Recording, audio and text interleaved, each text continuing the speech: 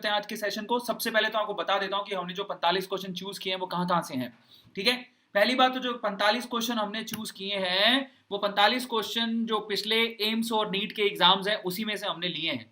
पिछले सालों के जो एम्स और नीट के एग्जाम्स हैं उन्हीं में से लिए हैं और IIT जेई के एग्जाम में से लिए हैं। तो 3 एग्जाम को हमने टारगेट बनाया है, उन्हीं में से क्वेश्चन लिए हैं। जीओसी के 10 क्वेश्चन हैं, हाइड्रोकार्बन के 5 क्वेश्चन है, हेलो एल्केन हेलो एरीन के 5 क्वेश्चन है, फिनॉल अल्कोहल फिनॉल ईथर के 5 क्वेश्चन है, एल्डिहाइड कीटोन कार्बोक्सिलिक एसिड के 5 क्वेश्चन है, एमाइन के 5 क्वेश्चन है, बायोमोलिक्यूल्स के 5 क्वेश्चन है और पॉलीमर के 5 क्वेश्चन है।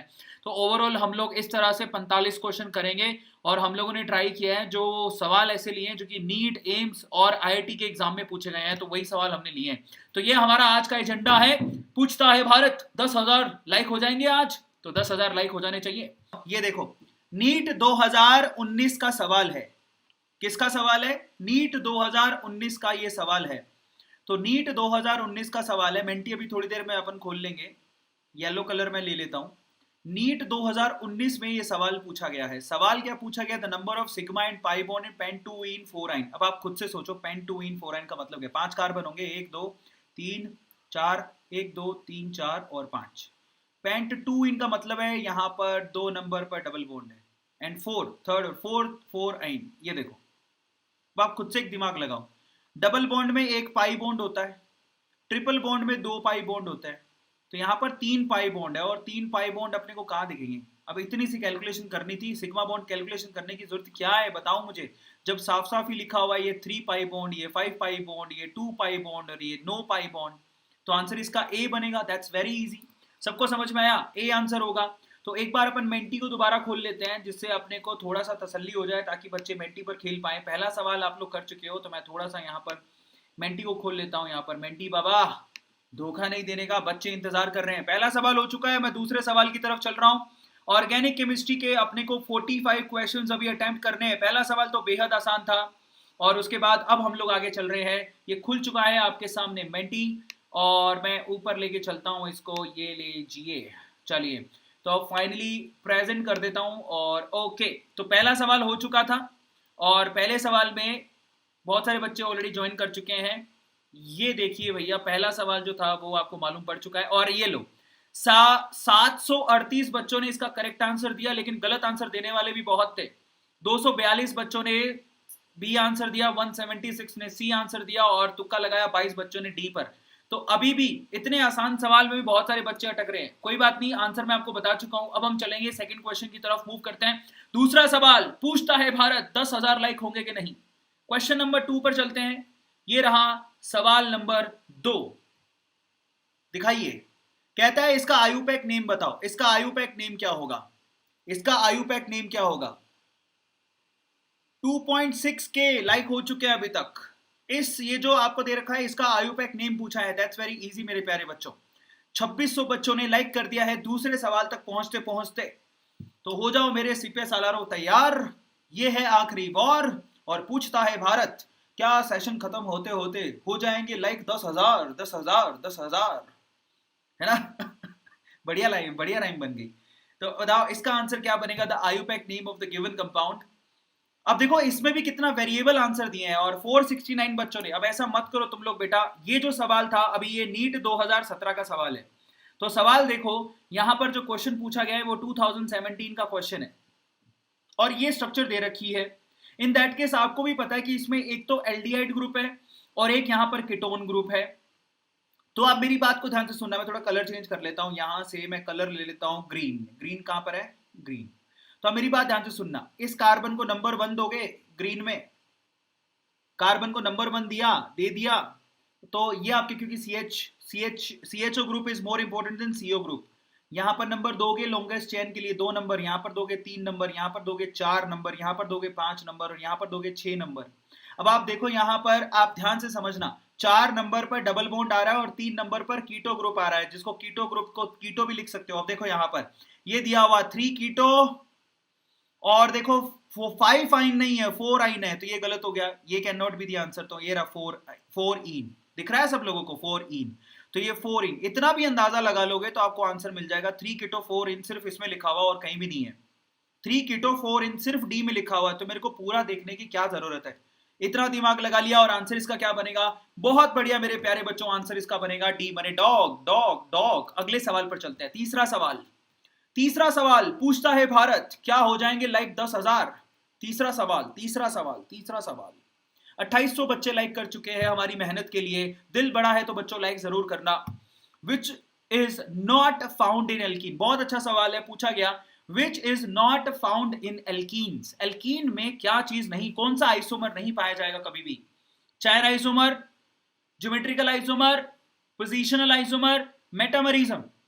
बहुत बढ़िया सवाल है कि इनमें से कौन सा आइसोमरिज्म कभी भी एल्कीन में नहीं पाया जा सकता। And the answer goes to, and the answer of this particular question is C मने cat. C मने cat would be the answer. 920 बच्चों ने 4 डाला यार, ताली बजानी पड़ेगी मेरे प्यारे बच्चों के लिए। पूछता है भारत 10,000 लाइक हो जाएंगे? तो अगला सवाल की तरफ चलते हैं।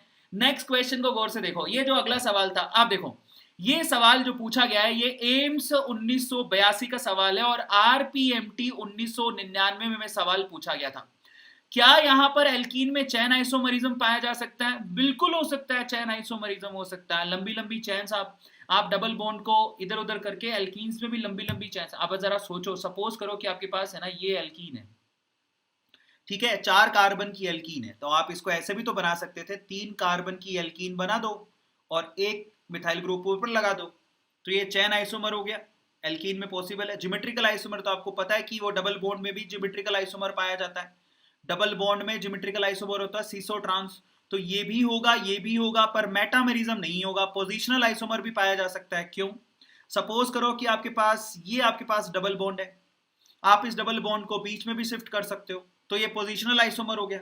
तो पोजिशनल आइसोमर पाया जा सकता है लेकिन मेटामेरिज्म नहीं मिल सकता। आंसर इसका क्या होगा? मेटामेरिज्म। ऐसा क्यों? मेटामेरिज्म आंसर क्यों हुआ? क्योंकि मेटामेरिज्म के लिए आपको एक ऐसा आप लोगों को फंक्शनल ग्रुप चाहिए होता है जो कि दोनों तरफ वैलेंसी शो करे, जैसे कि ईथर, जैसे कि सेकेंडरी अमाइन। ये क्या कर सकते हैं? मेटामेरिज्म दिखा सकते हैं। Wonderful question, brilliant question. Metamerism alkene में नहीं पाया जा सकता क्योंकि एल्कीन में ऐसा कोई सीन नहीं है। समझ में आ गया? सो ये आप लोगों को ध्यान रखना है, metamerism can not happen in alkenes. चलिए अब हम चल रहे हैं हमारे अगले सवाल पर। तीसरे के बाद चौथे सवाल पर चलते हैं। फोर्थ क्वेश्चन, चौथा सवाल ये रहा आपकी स्क्रीन पे, ध्यान से देखिएगा, जिसमें 42 सवाल पे मेंटी पे कराऊंगा, 42 सवाल मेंटी पे कराऊंगा और बाकी जो सवाल है वो नॉर्मल कराऊंगा। सवाल पूछा गया what is the hybridization of benzyl carbonyl ion. इसमें जो दे रखा बेंजाइल कार्बोनिल आयन, इसकी हाइब्रिडाइजेशन क्या है? मान लो आपको तस्वीर या फोटो दिखाई नहीं दे रही है, ये देखो यहाँ पर मेटामेरिज्म के ईथर के अंदर पाया जाता है मेटामेरिज्म, ये बता दिया मैंने आपको। हेट्रो, यहाँ पर मेटामेरिज्म उसमें होता है जिसमें हेट्रो एटॉमिक होती है। अगला सवाल जो है बेसिकली इसके लिए पूछा गया और यहाँ पर पूछा गया जो कार्बन है बेसिकली उसका हाइब्रिडाइजेशन क्या है, that is the question only. sp3, sp2, sp d2 and sp2d, that is the question only. Brilliant question, can you answer this question मेरे प्यारे बच्चों? तो that is the question only. तो यहां से 1040 बच्चों ने करेक्ट आंसर दिया है। मचाओगे भैया, तुम लोग मचाओगे, कमाल कर दिया, धोती फाड़ के तुमने रुमाल कर दिया। मैं आपको बताता हूं, सबसे पहले तो अगर आपको हाइब्रिडाइजेशन निकालना होता है तो इन दैट केस आपको सेंट्रल एटम को ये चेक करना होता है वो कितने एटम को अटैच करके रखा है। कार्बन ने 2 हाइड्रोजन अटैच करके रखे हैं और इधर एक कार्बन से वो बॉन्ड बना रहा है, तो टोटल वो 3 ही बॉन्ड बना रहा है, टोटल वो 3 ही एटम को अपने साथ अटैच करके रखा है। प्लस फिर आप चेक करना होता है कि क्या इसके साथ कोई लोन पेयर है, तो कार्बन के पास 4 इलेक्ट्रॉन होते हैं और 4 में से 1 प्लस पे चला गया और 3 से उसने बॉन्ड बना लिए, तो लोन पेयर 0 है। तो 3 + 0 क्या होता है? 3, और 3 के हिसाब से आंसर क्या होना चाहिए? sp2, that would be sp2 मेरे प्यारे बच्चों। इस बात पे पूछता है भारत, क्या होंगे सेशन खत्म होते होते 10,000 लाइक? कम ऑन डूड, बहुत बढ़िया सवाल था, लाइक तो बनता है ना। चौथे सवाल के बाद अब हम चलते हैं 5वें सवाल की तरफ। पूछता है भारत, 3100 लाइक हो चुके हैं, क्या 10,000 लाइक की तरफ चले जाएंगे? पूछता है भारत। मजेदार है ना ये, मुझे बड़ा, अर्नब गोस्वामी मेरे को बड़ा अच्छा लगता है आजकल, बहुत अच्छा लगने लग गया मेरे को। 5वां सवाल, some meta directive substituents in aromatic substitution are given, which one is most, इनमें से कौन सबसे बड़ा डीएक्टिवेटिंग ग्रुप है, फंक्शनल ग्रुप है? सबसे बड़ा डीएक्टिवेटिंग फंक्शनल ग्रुप इनमें से कौन सा है? 3200 बच्चे लाइक कर चुके हैं, 3200। पूछता है भारत, क्या 10,000 पे पहुंच जाएगा हमारा ये सेशन? 3200 बच्चे लाइक कर चुके हैं। Finally answer this particular question is सबसे ज्यादा। बहुत बढ़िया यार, ताली बजाता हूं मैं बच्चों के लिए। 893। अब मैं आपको इसका आंसर बताता हूं, जरा आप चेक करना। ये भी सवाल नीट 2013 में पूछा गया था, जिसमें आपको हाइब्रिडाइजेशन पूछी गई थी। जो अगला सवाल है बेसिकली वो भी नीट 2013 का सवाल है। इसमें से पूछा गया कि कौन सा ग्रुप सबसे ज्यादा मेटा डायरेक्टिव के हिसाब से रिंग को डीएक्टिवेट करता है, और टॉप पे कौन आता है पता है आपको? NO2। NO2 group basically top पे आता है। और अगर किसी फंक्शनल ग्रुप के हिसाब से आपके पास NO2 ग्रुप लगा हो तो ये सबसे ज्यादा डीएक्टिवेट करता है। NO2 इज द आंसर, जो डीएक्टिवेशन में सबसे ज्यादा हैवी है इन सब में। समझ में आ गया? तो आपको सीरीज बता देता हूं। NO2 टॉप पे आता है, उसके बाद SO3H आता है, फिर CN आता है और फिर COOH आता है। नोट डाउन कर लो, NO2 सबसे टॉप पे आता है। तो पूछता है भारत, क्या बच्चों ने लाइक कर दिया सेशन को? मुझे नहीं पता कैसे लाइक होता है। ठोको पेन, ठोको पेन, ठोको पेज, लाइक हो जाना चाहिए। अगले सवाल पर चलते हैं। 5वें सवाल के बाद जरा चेक करते हैं कितने बच्चों ने फोड़ा। बहुत बढ़िया, बहुत बढ़िया, बहुत बढ़िया। जरा हम चेक करें कितने बच्चों ने फोड़ा है, कितने बच्चों ने लाइक कर दिया। लाइक देखते जाना और अपना टारगेट देखो। 3400 लाइक हो चुके हैं, 10,000 लाइक का टारगेट है। होमर टॉप पर है, क्लीपी, स्वीसी, उसके बाद खुशबू मेहता, अनुषा, फ्रैंक, सौम्यदीप, पे स्क्वायर टारगेट 100 के, वेरी गुड। उसके बाद broom, Vivek Soni and doctor. अगले सवाल पर चलते हैं। Next question, question number 6। Question number 6 की तरफ कूच करते हुए अरविंद अरोड़ा और उसकी अरविंद अरोड़ा के सिपे सलार। तो ये रहा हमारा क्वेश्चन नंबर 6। हाँ, the stability of कार्बो anion in the following. बहुत ही बेहतरीन सवाल है ये। मान लो जिसको यहाँ पे सवाल नहीं दिख रहा है वो यहाँ पे ये सवाल देख लो। यहाँ पर कार्ब एनायन की स्टेबिलिटी के बारे में पूछा गया है। दैट्स अ ब्रिलियंट क्वेश्चन, जो कि नीट 2013 में पूछा गया था। नीट 2013 में ये सवाल आ चुका है। समझ में आ गया? अमेजिंग। 3600 लाइक हो चुके हैं। 3600। पूछता है भारत 10,000 लाइक होंगे कि नहीं? बहुत ही ब्रिलियंट क्वेश्चन है ये। आप में से कितने लोग आंसर करते हैं? सर बी 2 बार।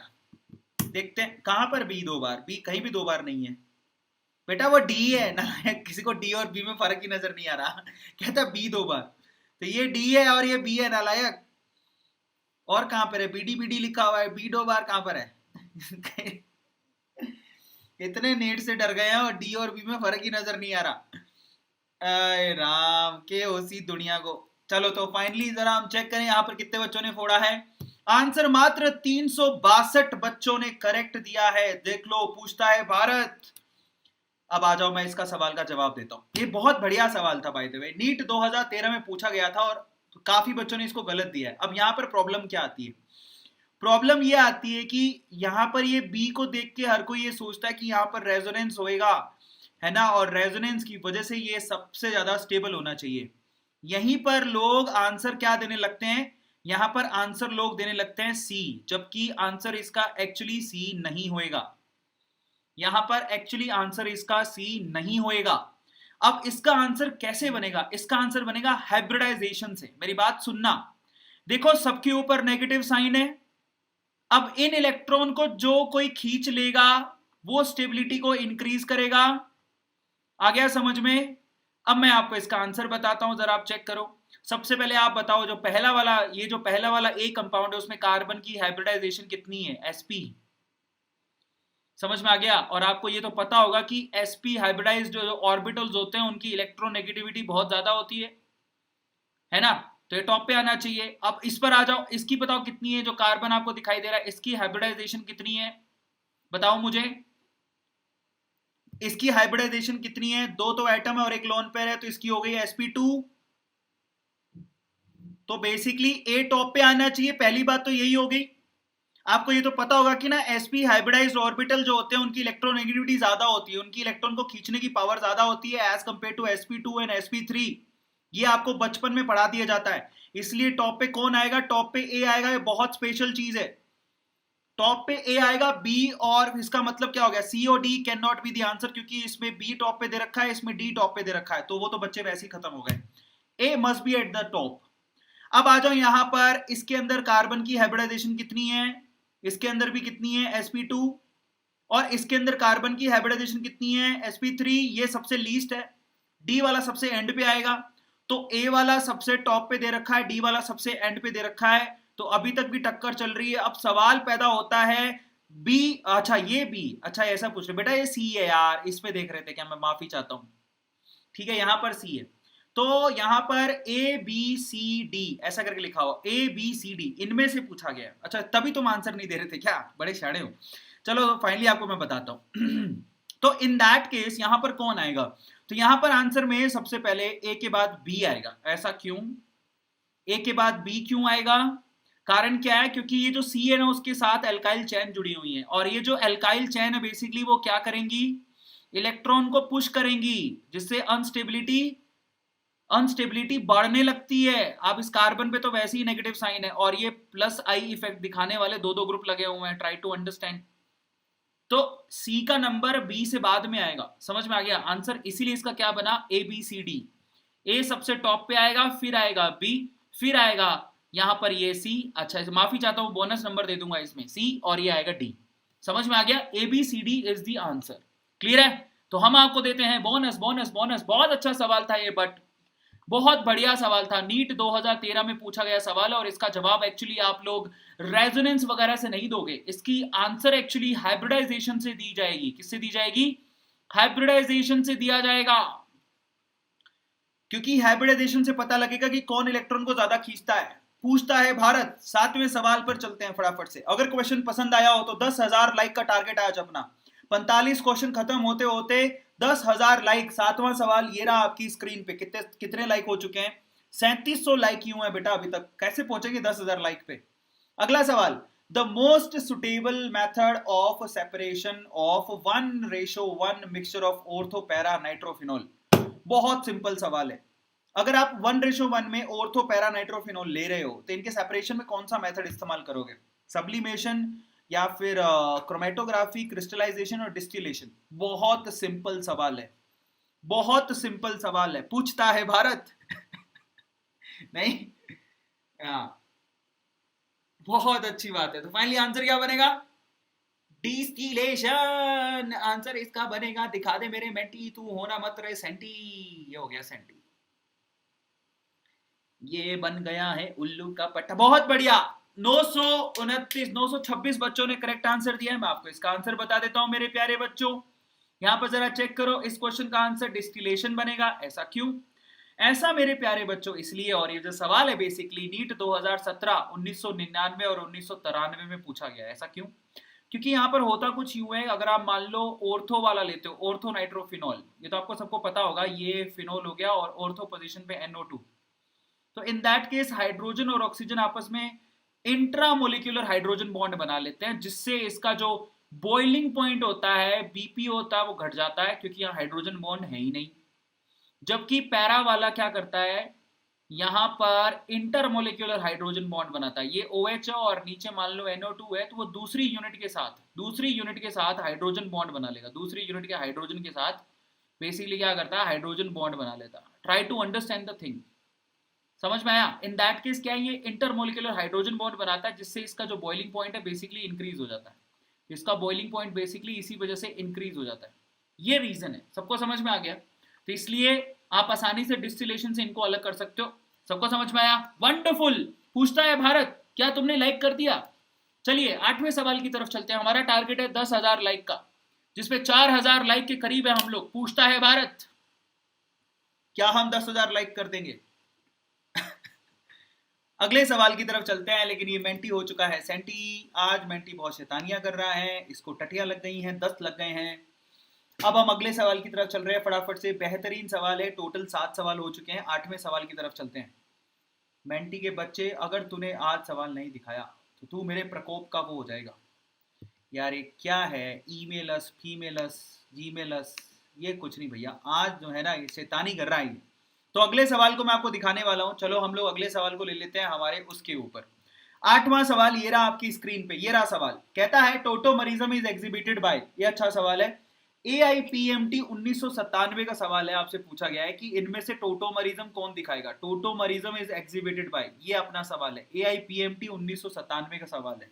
4 ऑप्शंस हैं आपके पास और इसमें से आपको जवाब देना है। फटाफट से चैट सेक्शन में आंसर दो। मैं यहां पर खोल लेता हूं, यहाँ पे अगर खुलता है तो भाई मैं यहाँ पर खोल लेता हूँ। मेंटी एक बार फिर से ट्राई कर लेते हैं। मेंटी चलता है तो मेंटी में मजा आता है ना। तो भारत पूछता है और उसमें जवाब भी मजे में दिया जाता है ना। बस बेटा बस, हो गया हो गया हो गया। ये ऑन करते हैं, अभी अगर नहीं हुआ तो फिर इसको छोड़ देंगे, हम लोग अपने ही काम पर चलेंगे। आज मेंटी पूरी तरह से बवाल मचा रहा है, नहीं आज ये ऑन नहीं होने वाला। तो चलो अपन सीधे ही सवाल कर लेते हैं। तो आज तो ये ऑन नहीं हो रहा है, मैं इसको हटाता हूँ। पूछता है भारत की सवाल सीधे करें। तो ये सवाल है, अब आपसे पूछा गया कि भैया tautomerism is exhibited by ABCD, 4 options है। अब अपन सीधे इसी में करेंगे। हमारे पास मेंटी सेंटी हो गया, मेंटी मर गया। तो यहां पर टोटोमरिज्म कौन दिखाएगा। टोटोमरिज्म में क्या होता है, डबल बॉन्ड में ऑक्सीजन होना चाहिए जो कि OH में कन्वर्ट हो जाता है। अब यहां से ढूंढना है आपके पास डबल बॉन्ड में ऑक्सीजन जो कि OH में कन्वर्ट हो जाएगा। कहां पे होगा ये काम, पर कार्बन के पास हाइड्रोजन भी होना चाहिए। तो इन दैट केस सिंपल सा आंसर बन रहा है इसका। बेटा आंसर बताओ इसमें क्या हो सकता है, क्या आंसर हो सकता है। मैं जरा देखूं, यहाँ पर डॉक्टर शामक ने बी आंसर बोला है, ज्यादातर बच्चे बी बोल रहे हैं, लेकिन अरसलान ने सी बोला है। तो मैं आपको बताता हूं बेटा, इसका आंसर एक्चुअली क्या बनेगा, बी। इसका आंसर क्या होएगा, बी। अब क्यों होएगा बी, मैं आपको बताता हूं। देखो एक बात को जरा समझना, यहां पर टोटोमरिज्म के लिए रिक्वायरमेंट किस चीज की है, रिक्वायरमेंट इस चीज की है, चलो आर का तो कोई प्रॉब्लम नहीं है, ये जो कार्बन है ना इसके पास एक हाइड्रोजन होना चाहिए। समझ में आ गया, क्योंकि इसी कार्बन के साथ ही NO2 ग्रुप जुड़ा होगा। तो NO2 ग्रुप में एक ऑक्सीजन तो ऐसे होता है और एक ऑक्सीजन डबल बॉन्ड से होती है। ये देखो आया समझ में। तो यहां पर ये जो डबल बॉन्ड आपको दिखाई दे रहा है ना, बेसिकली यही सबसे इंटरेस्टिंग चीज है। ये दोनों पाई इलेक्ट्रॉन्स कहां मूव करेंगे, यहां पर। समझ में आ गया, क्लियर हो गया। और ये हाइड्रोजन कहां मूव कर जाएगा, यहां पर। यही होता है टोटोमरिज्म में, पाई इलेक्ट्रॉन्स मूव करते हैं और हाइड्रोजन मूव कर जाता है ऑक्सीजन के ऊपर। याद है आप लोगों को, याद आया। तो फाइनली यहां से क्या बनेगा जरा बताओ, RCH double bond NO and then OH। तो यहां पर टोटोमरिज्म पॉसिबल है। अब इसमें क्यों पॉसिबल नहीं है, क्योंकि इसके पास हाइड्रोजन नहीं है। इसमें क्यों पॉसिबल नहीं है, क्योंकि इसके पास भी हाइड्रोजन नहीं है। और यहां पर क्यों पॉसिबल नहीं है, क्योंकि यहां पर तो नाइट्रोजन के पास ऑक्सीजन डबल बॉन्ड में है ही नहीं। समझ में आया। तो आंसर इसका क्या बनेगा, इकलौता एक ही आंसर है और वो क्या है, बी मने बॉय। सबको समझ में आया। और अगर आप लोगों को सवाल पसंद आया हो तो अभी के अभी लिखो, क्योंकि मेंटी काम नहीं कर रहा है और हम लोग अभी सीधे सीधे सवाल करने वाले हैं। अब हम 9वें सवाल की तरफ चलते हैं। तो आंसर इसका पता लग गया। 9th क्वेश्चन जो कि है AIPMT 2012 और 1992 का सवाल है। सवाल पूछा गया, among the following the one that is most reactive towards electrophilic nitration. आपको बताना है कि जब आप इलेक्ट्रोफिलिक नाइट्रेशन करवाते हो तो इनमें से कौन सबसे ज्यादा रिएक्टिविटी शो करेगा टुवर्ड्स इलेक्ट्रोफिलिक नाइट्रेशन। बहुत बढ़िया सवाल है, 4 ऑप्शंस है। पूछता है भारत, क्या 10,000 हमारे लाइक हो जाएंगे। 4200 लाइक हो चुके हैं, बहुत बढ़िया मेरे प्यारे बच्चों। अब आंसर करो कि इनमें से कौन होएगा जो कि इलेक्ट्रोफिलिक नाइट्रेशन के लिए सबसे ज्यादा सुटेबल है।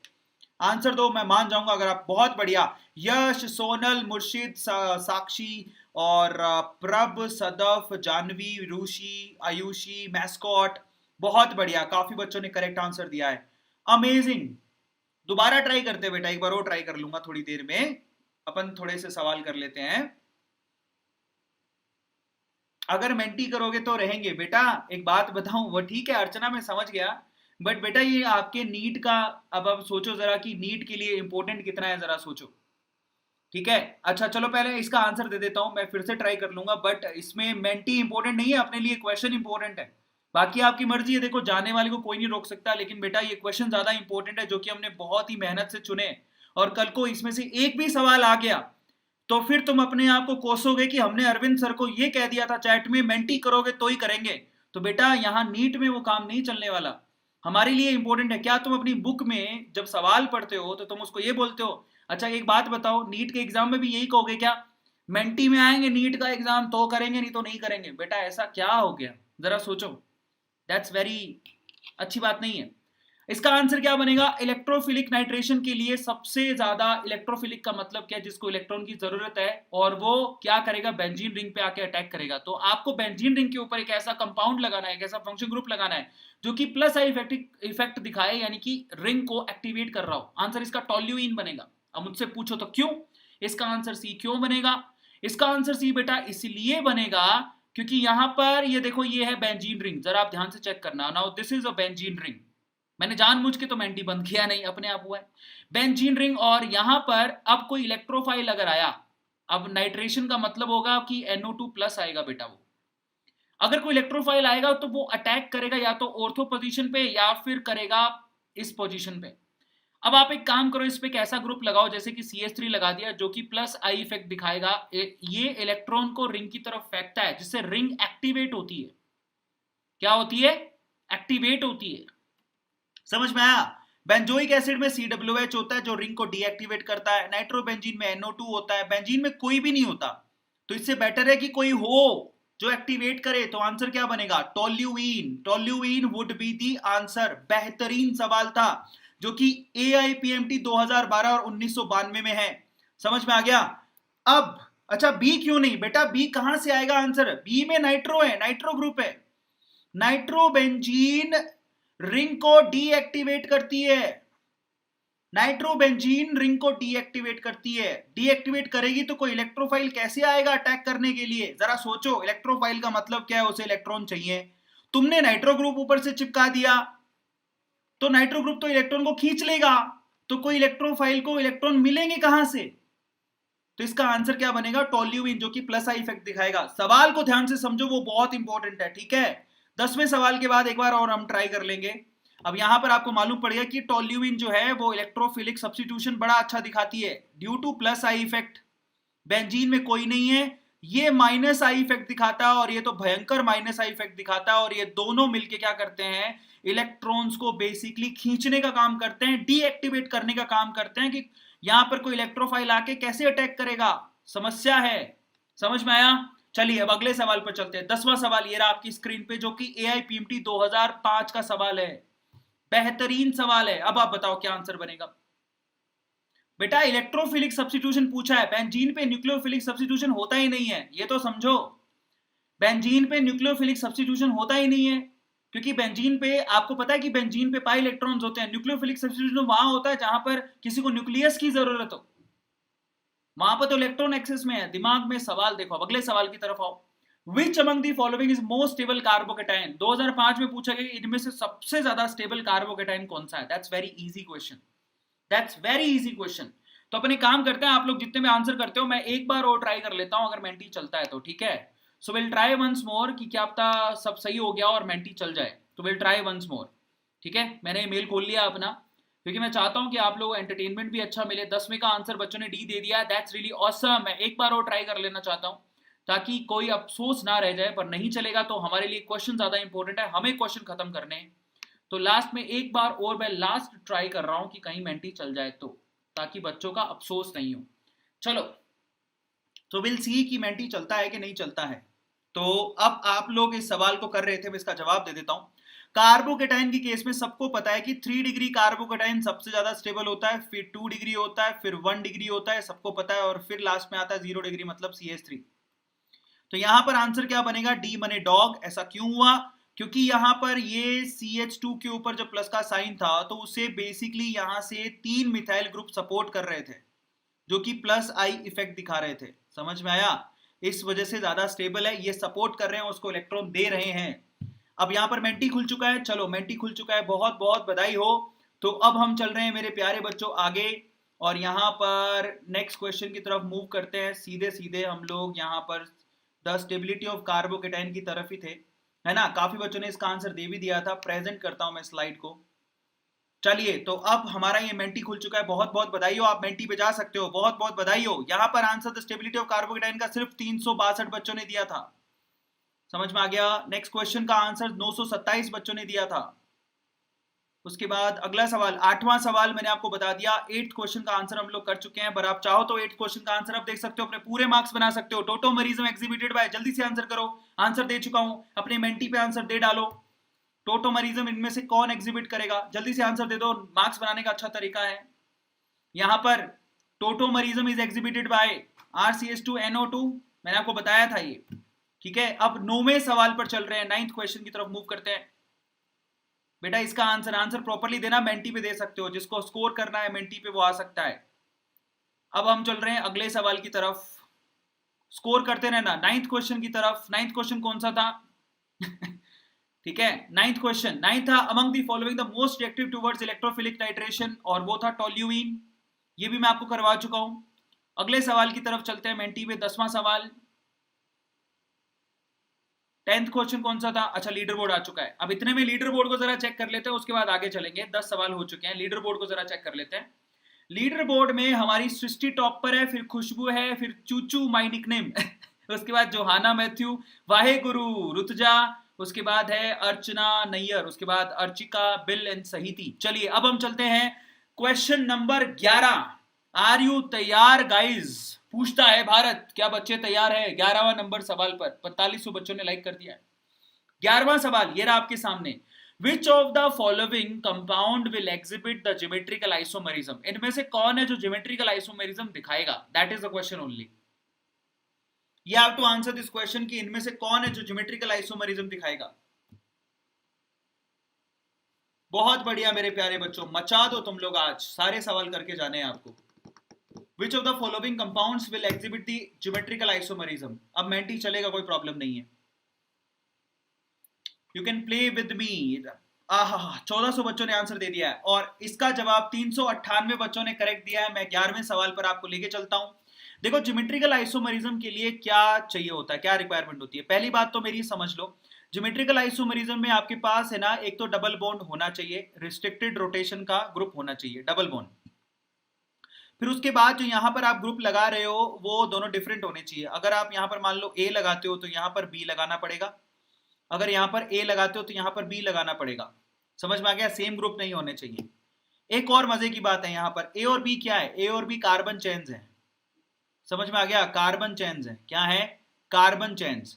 अब एक और बात बताता हूं, एक टर्मिनल एल्कीन जो होती है ना, टर्मिनल एल्कीन मतलब समझो ये CH2 CH और CH3, टर्मिनल एल्कीन कभी भी, ये टर्मिनल एल्कीन कभी भी GI शो नहीं कर सकता। टर्मिनल एल्कीन का क्या मतलब होता है? जिसमें आपके डबल बॉन्ड बिल्कुल आखिरी कार्बन पर हो, कभी भी GI शो नहीं करेगा। क्यों? क्योंकि यहां पर इस कार्बन पे 2 हाइड्रोजन दिखेंगे आपको पक्का, और अगर सेम ग्रुप लगे इसका मतलब वो GI शो नहीं करेगा। अब आप देखो मेरी बात सुनो, 1 ब्यूटीन क्या होएगा? Terminal alkene. 1 ब्यूटीन क्या होएगा? Terminal alkene. 1 प्रोपेन क्या होएगा?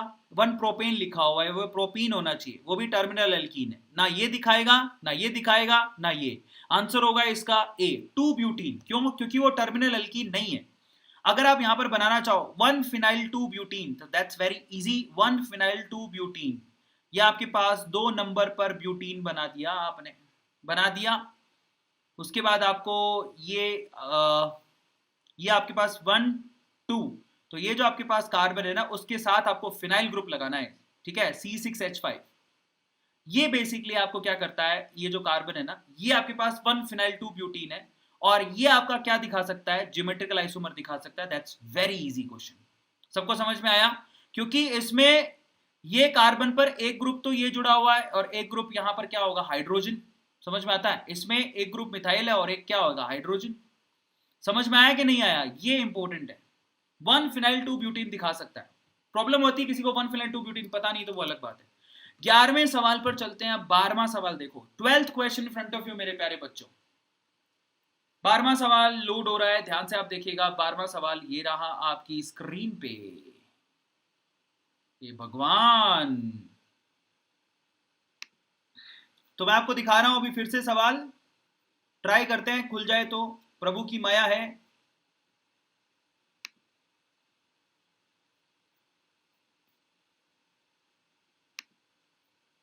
हाँ, तो मैं 12वां सवाल एक बार आपको वहां पे दिखा देता हूं ताकि ये रिफ्रेश हो जाए। एक बार देख लेते हैं खुलता है तो। चलिए, तो 12वां सवाल आप यहां पे देख लो यार, टाइम खराब होगा। 12वां सवाल ये रहा। 12वां सवाल जेई 2007 का सवाल है। सवाल ये पूछा गया था, the reagent for the following conversion. अगर आप लोगों को ये कन्वर्जन करना है, इससे ये बनाना है, तो यहां पर किसको यूज करोगे? That is the question only. Can you give the answer? मैं चेक कर लेता हूं यहां पर मेंटी खुला क्या? नहीं, मेंटी नहीं खुल रहा बेटा, आज खराब हो चुका है मेंटी। एक बार बंद कर देते हैं, बेटर ये है कि हमारा टाइम बचेगा। तो यहां पर ये सवाल है, इसका जवाब दो फटाफट से, चैट सेक्शन में दे सकते हैं। हम लोग मेंटी लीव करते हैं अभी, क्योंकि बेटा मेंटी में टाइम खराब हो रहा है बेमतलब। ठीक है, नो मेंटी हटा दिया बेटा। इसमें आंसर दो क्या होगा। अगर आप लोगों को इस कंपाउंड से ये वाला कंपाउंड बनाना है, तो मैंने मेंटी हटा दिया है, ये कंपाउंड से ये वाला कंपाउंड बनाना है, तो क्या यूज करोगे? आई टेल यू क्या यूज करूंगा। यहां से मेरे को दो HBr की यूनिट बाहर निकालनी है, यही करना है। 2 HBr की यूनिट अगर मैं बाहर निकालना चाहूं तो वो कैसे बाहर निकलेगा? That is the question only. वो निकलेगा एक तो एल्कोहलिक KOH से, और दूसरा निकलेगा सोडामाइड से। समझ में आ गया? आंसर इसका क्या बनेगा? एक एल्कोहलिक केज फॉलोड बाय सोडामाइड। एल्कोहलिक होगा, एक्वस भी नहीं होगा। अगर आप एक्वस लिख के आ गए तो ये गलत हो जाएगा, क्योंकि पिया हुआ KOH ही एलिमिनेशन करता है। पिया हुआ आदमी किसी को भी एलिमिनेट कर सकता है। केमिकल रिएक्शन लिखनी है तो एक्चुअली ऊपर क्या दे रखा है? आपको दे रखा है ये, जरा आप ध्यान से चेक करना। C सिंगल बॉन्ड C, उसके बाद एक दिया हुआ है Br, इस भाई के बाद एक दिया हुआ है हाइड्रोजन, इसके ऊपर एक Br दिया हुआ है, और एक हाइड्रोजन यहां दिया हुआ है, एक हाइड्रोजन यहां दिया हुआ है, और एक हाइड्रोजन यहां दिया हुआ है। क्या होगा? पहली यूनिट तो आप बाहर निकालोगे किसके थ्रू? KOH के थ्रू। और दूसरी यूनिट बाहर निकालोगे NaNH2 सोडामाइड के थ्रू। और फिर यहां पर ट्रिपल बॉन्ड क्रिएट होगा, जो कि ऊपर दे रखा है। सबको समझ में आया? अमेजिंग।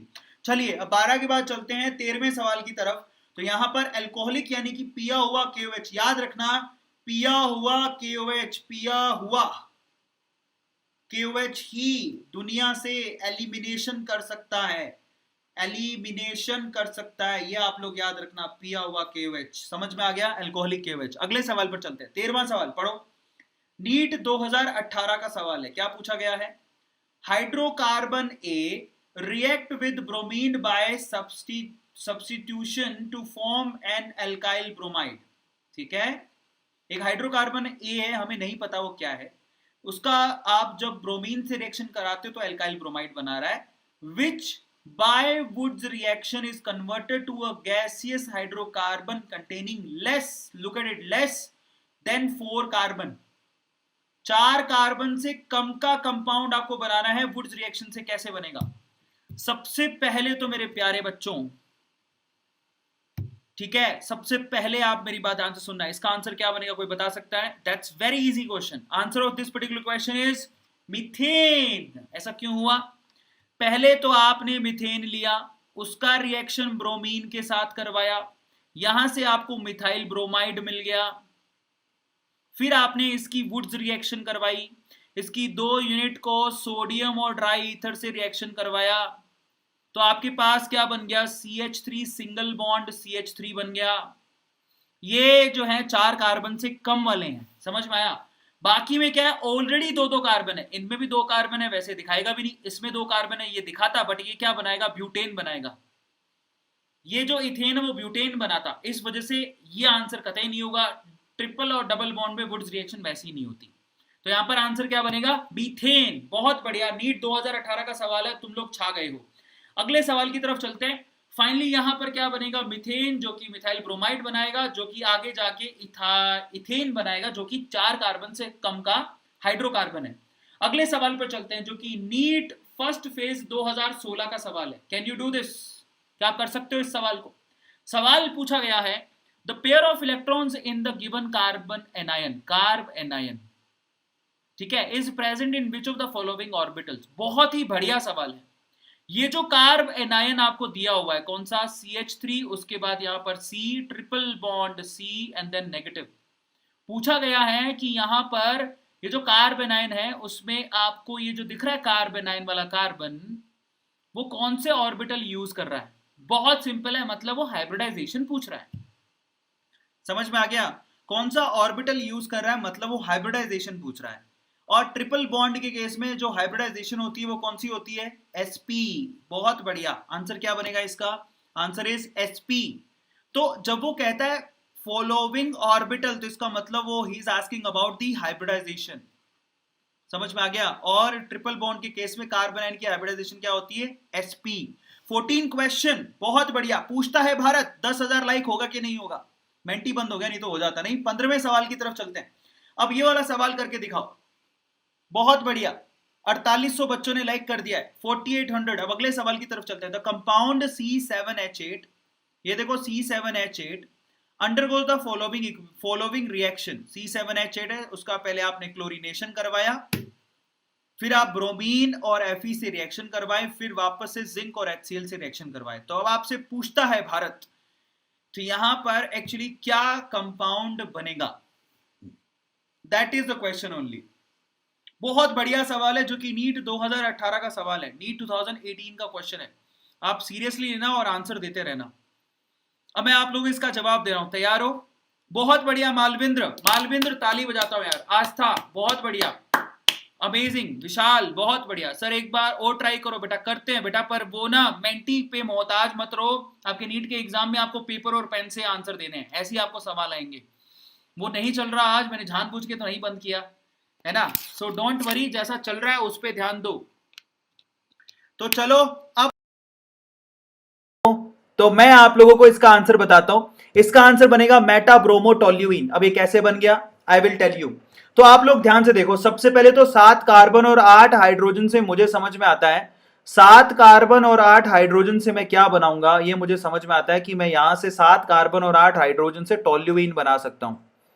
तो पहले तो मैंने एक टोल्यूइन बनाई, ध्यान से समझना। ये टोल्यूइन 7 कार्बन और 8 हाइड्रोजन से बनती है, बन गई। जब इसका आपने सबसे पहले क्लोरीनेशन करवाया, थ्राइस ऑफ क्लोरीन, तो ये तीनों हाइड्रोजन हट जाएंगे, 3 HCl यहां से बाहर निकल जाएंगे, ठीक है। और तीन क्लोरीन हाइड्रोजन को हटा के वहां पर लग जाएंगे। तो यहां पर ये हो गया, ये C, उसके बाद Cl3, ये आ गया। हाइड्रोजन हट गए वहां से, 3 क्लोरीन हो गए। अब ये जो 3 क्लोरीन है वो इंश्योर कर रहे हैं कि ये सारे के सारे -I इफेक्ट दिखा रहे हैं। समझ में आ गया? जिसकी वजह से इलेक्ट्रॉन जो है रिंग से निकल रहे हैं, ये रिंग को डीएक्टिवेट कर रहा है। तो डीएक्टिवेट का मतलब क्या हो गया? अब ये मेटा डायरेक्टिव हो चुका है। समझ में आ गया? अब ये मेटा डायरेक्टिव हो चुका है। अब अगर आपने इसका रिएक्शन किससे करवाया, सपोज इससे आपने ब्रोमीन और Fe से करवाया, तो ब्रोमिनेशन होएगा रिंग पे। यहां पर इलेक्ट्रोफिलिक सब्स्टिट्यूशन होएगा, Br+ आएगा और मेटा डायरेक्शन पे अपना एडिशन करवाएगा, मेटा डायरेक्शन पे। जिसको नजर नहीं आ रहा मैं नीचे हो जाता हूं। समझ में आया?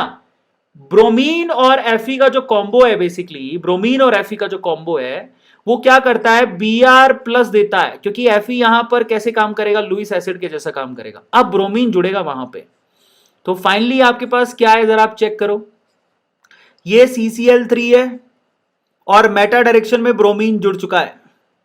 अब अगर वापस इसका रिएक्शन करवाते हो जिंक और HCl से, तो जिंक और HCl क्या करेंगे, यहां से तीनों क्लोरीन को फिर से हटाकर इसका रिडक्शन कर देंगे और हाइड्रोजन सब्स्टिट्यूट कर देंगे। तो फिर से टोल्यूइन आपकी बन जाएगी।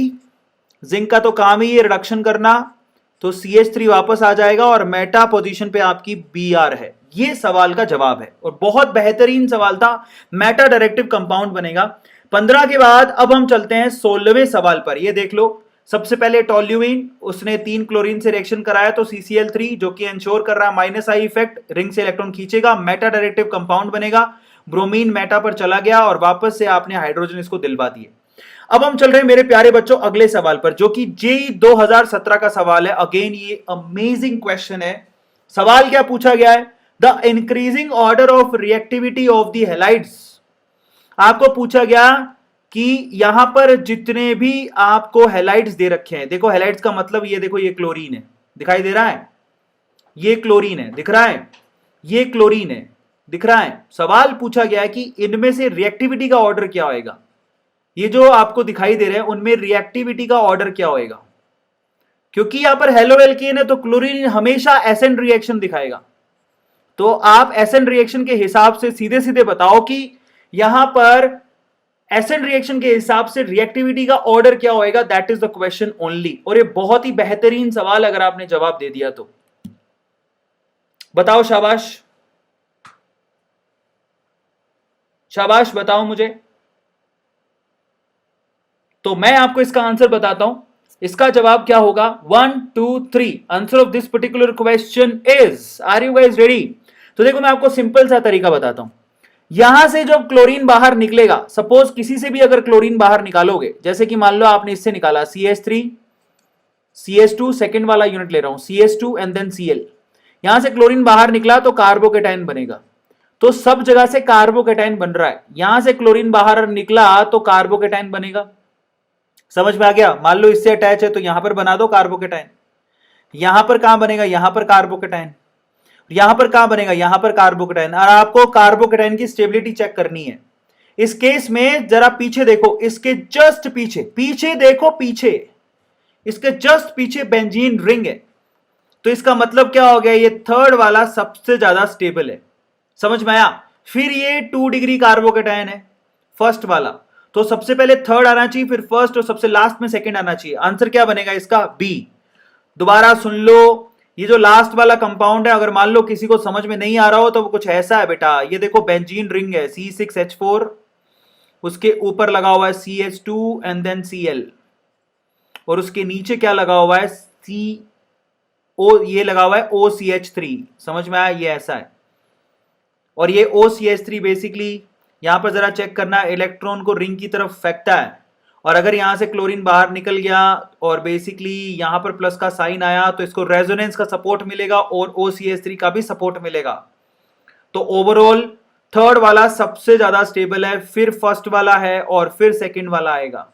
समझ में आया? आंसर इसका थर्ड, फर्स्ट, सेकंड होगा। 17वें सवाल की तरफ चलते हैं। 17th क्वेश्चन पूछता है, भारत क्या 5000 लाइक हो गए? बच्चों क्वेश्चन इंपॉर्टेंट है, मैं पहले ही कह रहा हूं, क्वेश्चंस आर इंपॉर्टेंट। अगर आप सिर्फ मेंटी के लिए आते हो तो आप खुद सेंटी हो, क्योंकि इतने अच्छे सवाल तो आपको कहीं नहीं मिलने वाले। 17th क्वेश्चन की तरफ चलते हैं। 3-methyl pent2ene on reaction with HBr in the presence of peroxide form an addition product. The number of possible stereomers for the product is 3-methyl pent2ene आपके पास, ठीक है, on reaction with HBr in the presence of peroxide, एक addition product बनाती है, उसमें स्टीरियोमर्स कितने होंगे ये सवाल पूछा गया। पेरोक्साइड का मतलब क्या हो गया कि इसके अंदर आपके पास कौन से डायरेक्टिव, यहां पर एंटी मार्कोवनिकोव रूल लगेगा HBr के एडिशन में। अब आपको पूछे वहां पर स्टीरियोमर्स कितने होंगे, that is the question only. तो अब आप पकड़ो, चलो क्वेश्चन की तरफ चलते हैं। 3-methyl pent2ene का मतलब क्या है? 3-methyl pent2ene का मतलब है 1, 2, 3, 4 और 5। 3 नंबर पे आपने मिथाइल ग्रुप लगा रहा, 1, 2, 3, ये मिथाइल ग्रुप 3। समझ में आ गया? उसके बाद 2 नंबर पे ईन है, 1, 2, ये लो। समझ में आ गया? 3-methyl pent2ene इसको बोलते हैं। और अगर अब मान लो कि आपने यहां पर HBr की एडिशन करवा दी, इसके ऊपर HBr का एडिशन करवाया, और वो भी किसकी प्रेजेंस में, H2O2 की प्रेजेंस में, एंटी मार्कोवनिकोव रूल लगेगा। एंटी मार्कोवनिकोव रूल आपसे क्या कहता है जरा बताओ मुझे। इन दैट केस अगर आप ध्यान से देखोगे तो यहां पर 1, 2, 3, 4 कोई हाइड्रोजन नहीं है, इसके बाद 1, 2, 3, यहां पर एक हाइड्रोजन तो है। एंटी मार्कोवनी के हिसाब से हाइड्रोजन वहां पर जुड़ता है, नंबर ऑफ हाइड्रोजन बेसिकली कम होंगे। एंटी मार्कोवनिकोव रूल लगाना है तो यहां पर हाइड्रोजन जोड़ोगे और यहां पर क्या जोड़ोगे, फिर Br। इस हिसाब से अगर 5 कार्बन की लंबी चैन बनाऊं तो देखो यहां जरा ध्यान से, 1, 2, 3, 4 और 5। अब आपने क्या क्या चीज कहां जोड़ दी, 3 नंबर पर मिथाइल है और 2 नंबर पर Br है, ये Br है, और यहां पर क्या है, CH3 है, ये कंपाउंड बनेगा। अब आप जरा चेक करो, ये जो आपके पास कार्बन दिख रहा है वो ऑप्टिकली एक्टिव है। देखो इस तरफ मिथाइल ग्रुप है, इस तरफ ब्रोमीन है, इस तरफ ये वाला ग्रुप है, और एक जगह हाइड्रोजन होएगा, एक हाइड्रोजन है, मैं यहां दिखा देता हूं, एक हाइड्रोजन है, ये ऑप्टिकली एक्टिव है। इसी तरह से ये वाला कार्बन भी ऑप्टिकली एक्टिव है, यहां पर भी हाइड्रोजन है, एक तरफ मिथाइल है, एक तरफ हाइड्रोजन है, एक तरफ इथाइल है, और एक तरफ ये वाला ग्रुप है। दो ऑप्टिकली एक्टिव कंपाउंड हो गए। अगर किसी के पास एक कार्बन होता है तो वहां पर 2 एनांशियोमर बनते हैं, डी और एल, पर किसी के पास 2 कायरल कार्बन होंगे तो उसके पास 4 एनांशियोमर, 4 मिरर इमेज बन सकती हैं।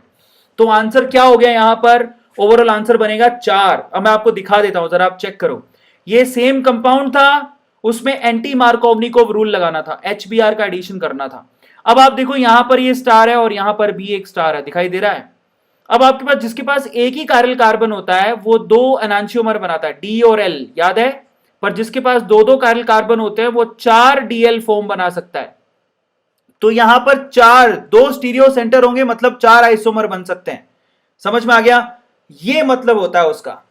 सबको क्लियर है? अमेजिंग क्वेश्चन था ये। 2 कितना होता है n, इतने, ये फॉर्मूला होता है, आपको पता होगा। तो स्टीरियो सेंटर्स के बाद अगर n की वैल्यू स्टीरियो सेंटर है 2n इसका फॉर्मूला होता है। अब हम अगले सवाल की तरफ चल रहे हैं। मैं एक बार और मेंटी ट्राई कर लेता हूं, मे बी चल जाए तो अच्छी बात है। अब अगले सवाल की तरफ चलते हैं। नेक्स्ट क्वेश्चन ये रहा, जो कि AIPMT 2002 का सवाल है, 2002 का क्वेश्चन है। अब बताइए इसका जवाब क्या होगा। सवाल पूछा गया है CH3CH2Cl, उसका रिएक्शन आपने NaCN से करवाना है तो X बनेगा, प्लस अगर आप उसका रिएक्शन निकेल और हाइड्रोजन से कराओगे तो Y बनेगा। समझ में आ गया? और Y का रिएक्शन अगर आपने एसिटिक एनहाइड्राइड से करवा दिया तो Z बनेगा। तो सवाल यह है कि Z क्या है। बेहतरीन सवाल है, बेहतरीन सवाल है। क्या आप कर सकते हो? अगर आपने CH3CH2Cl का रिएक्शन NaCN से करवाया तो X बनेगा, फिर जो भी बन रहा है उसका निकेल और हाइड्रोजन से रिएक्शन कराया तो Y बनेगा, जो भी Y है उसका एसिटिक एनहाइड्राइड से रिएक्शन कराओगे तो Z बनेगा। तो सवाल यह कि Z क्या है। AIPMT 2002 का सवाल है। और मेरी मैं शर्त लगा के कह सकता हूं, जो बच्चे इतनी जल्दी हार मान के भाग जाते हैं ना बेटा, वो कुछ नहीं कर पाएंगे। मुझे थोड़ा सा अफसोस होता है, लेकिन बड़ी अजीब बात है। ठीक है, यहां पर आई थिंक 17th क्वेश्चन पर हम लोग हैं। प्रेजेंट कर देता हूं, जो सिर्फ मेंटी के चक्कर में आते हैं, बस तुक्का मारने को मिल जाए ABCD। बेटा क्वेश्चन हमारे लिए इंपॉर्टेंट है। अब मेंटी, ये वाला क्वेश्चन था, आई थिंक 14 नंबर सवाल हो चुका है। 15 नंबर क्वेश्चन की तरफ चलते हैं। अगर आप चाहो तो मेंटी पे आ जाओ, और तो क्या कर सकते हैं। देखो कहां 3600 बच्चे थे, सिर्फ मेंटी बंद हो गया। तो ये तो ऐसा लगता है जैसे हमारा नीट का एग्जाम भी मेंटी में होने वाला है। 600 करीब बच्चे, पढ़ने से मतलब नहीं है, मेंटी में ABCD दबाने से मतलब है इनको। चलो तो अब अगले सवाल की तरफ चलते हैं। मे बी यहां पर मेंटी काम कर रहा है, कोई बात नहीं, इसके ऊपर कर लेते हैं। सवाल बड़ा अच्छा था वो। और यहां पर ये रहा, ये HBr स्टीरियोमर वाला हो चुका है। अब ये रहा आपका सवाल जो मैंने आपको पूछा था। ये नहीं, हम आगे वाले सवाल पर आ गए। हाँ, तो चलो अब मैं आप लोगों को सवाल पूछ रहा हूं, आखिरी सवाल है। हाँ, ये वाला सवाल था 18वां सवाल, इसका जवाब दो। पूछा गया CH3CH2Cl, अब जवाब दो, कोई प्रॉब्लम नहीं है, मेंटी चल रहा है। जो बच्चे प्रेजेंट है you can answer on Menti, कोई बात नहीं, मेंटी भी खेल लेते हैं। 45 ही सवाल है, कोई प्रॉब्लम नहीं है। CH3CH2Cl प्लस NaCN X बनाता है, और निकेल हाइड्रोजन से रिएक्शन कराओगे तो Y बनाएगा, एसिडिक एनहाइड्राइड से रिएक्शन कराओगे तो Z बनाएगा। तो सवाल यह है कि Z क्या है। That is the question only, कि Z क्या है। तो मैं अब इसको आंसर बता रहा हूं, डोंट वरी, आप चिंता मत करो। मैं आपको फाइनली आंसर बता रहा हूं, and answer of this particular question is, यहां पर आंसर 296 बच्चों ने करेक्ट दिया। मैं इसका आंसर आपको बताता हूं। अब आप ध्यान से इस सवाल को देखना। सबसे पहले तो मेरे प्यारे बच्चों जरा चेक करो, यहां पर सबसे पहले आपके पास क्या है। एक तो है CH3, उसके बाद है CH2, और फिर है आपके पास Cl। अगर आपने इसका रिएक्शन करवा दिया NaCN से, तो यहां पर Cn है जो बेसिकली क्या करेगा, NaCN मतलब Cn माइनस है, Cn माइनस क्या करेगा, इस कार्बन पे अटैक करेगा और क्लोरीन बाहर निकल जाएगा। तो बेसिकली आप यहां पर क्या बना रहे हो, यहां पर बना रहे हो CH3, उसके बाद CH2, और उसके बाद आप बना रहे हो क्या, Cn। ये लो, Cl से Cn बन गया। अब ये जो Cn है उसको आपने किससे रिएक्शन करवा दी, इसकी रिएक्शन आपने करवा दी निकेल और हाइड्रोजन से, हाइड्रोजनेशन करवाना चाह रहे हो। इन दैट केस यहां पर ये दोनों पाई बॉन्ड टूटेंगे और अमाइन बन जाएगी। समझ में आया? तो यहां पर अब दोनों पाई बॉन्ड टूट के अमाइन बनेगी, तो मतलब CH3 CH2 उसके बाद CH2 एंड NH2, ये बन गया आपके पास प्रोपेन अमाइन तैयार हो गई, प्रोपेन अमाइन तैयार हो गई। अब आपको एसिडिक एनहाइड्राइड से इसका रिएक्शन करवाना है। सबसे पहले सवाल है एसिडिक एनहाइड्राइड होता क्या है, तो वो होता है CH3 C double bond O, then O, उसके बाद C double bond O CH3, इसी को बोलते हैं acetic anhydride. That is cold acetic anhydride. आया एसिटिक एनहाइड्राइड। अब क्या होएगा जरा ध्यान से सुनना। इस नाइट्रोजन के पास जो एक हाइड्रोजन है, ये एक हाइड्रोजन क्या करेगा, यहां से CH3CWH का यूनिट बाहर निकालेगा। यहां से ये देखो दिखाई दे रहा है, ये CH3CWH का यूनिट बाहर निकलेगा, निकल गया। और बाकी ये जो आपके पास CH3CO वाला ग्रुप है वो कहां जुड़ जाएगा, इस नाइट्रोजन के साथ। तो देखो यहां पर सिर्फ इसमें दे रखा है, ये देखो NH और COCH3 वाला ग्रुप यहां पर जुड़ गया, दिखाई दे रहा है सब लोगों को। तो फाइनली आंसर इसका क्या बनेगा, ए। बस यही इसकी कैश थी, यही इसका ट्रिक था, और आंसर इसका AIPMT 2002 में पूछा गया है। अगले सवाल की तरफ चलते हैं। नेक्स्ट क्वेश्चन मेंटी पेश किया जाए 19वां सवाल। 19वें सवाल का जवाब काफी बच्चों ने दे दिया था। Which of the following undergoes nucleophilic substitution exclusively by SN1। SN1 reaction से कौन शो करेगा, यह सवाल आपसे पूछा गया था। 19वां सवाल AIPMT 2005 का सवाल है। पूछा गया विच of the following undergoes nucleophilic substitution SN1 specially. SN1 reaction कौन दिखाएगा, SN1। तो मैं आपको बताता हूं, इसमें SN1 वो दिखाएगा जहां पर कार्बोकैटायन का स्टेबिलिटी सबसे ज्यादा होगा। मोस्ट स्टेबल कार्बोकैटायन ढूंढना था। आंसर इसका क्या बनेगा बताओ आप मुझे। मोस्ट स्टेबल कार्बोकैटायन ढूंढना था, क्या आंसर बनेगा। मोस्ट स्टेबल कार्बोकैटायन कहां पे दिख रहा है आप लोगों को, दैट इज ए ओनली। क्यों ए, क्योंकि ये बेंजाइल क्लोराइड है। बेंजाइल क्लोराइड का फॉर्मूला चेक करो। चलो बेंजाइल क्लोराइड का फॉर्मूला क्या होता है। बेंजाइल क्लोराइड का फॉर्मूला होता है ये देखो, यहां पर आप लगाओगे CH2 और उसके बाद यहां पर Cl। मान लो ये क्लोरीन बाहर भी निकल गया तो इसके ऊपर पॉजिटिव का साइन आ गया, जो कि रेजोनेंस से स्टेबलाइज है। समझ में आया, ये रेजोनेंस से स्टेबलाइज है, तो इसका मतलब आंसर यहां क्या बनना था, ए। सबको समझ में आया, अमेजिंग। चलिए अब 20वें सवाल की तरफ मूव करते हैं। 20th क्वेश्चन, ध्यान से सवाल पढ़ो, सवाल वहां भी पढ़ना है यहां भी पढ़ना है, आराम से अपनी कॉपी के अंदर सोल्व करो। सवाल है एन ऑर्गेनिक कंपाउंड ए, जिसके लिए फॉर्मूला दे रखा है C4H6Cl on reaction with sodium and diethyl ether gives a hydrocarbon which on monochlorination gives only one chloro-derivative. A is, बहुत अच्छा सवाल है ये जिसने कर दिया। आप आराम से सोचो, कोई जल्दी नहीं है, और इसका जवाब बताओ क्या होगा। Can you please answer. 5500 बच्चों ने लाइक कर दिया है, दैट्स रियली अमेजिंग। फाइनली इसका आंसर बनेगा टर्शरी ब्यूटाइल क्लोराइड मेरे प्यारे बच्चों, ए आंसर बनेगा।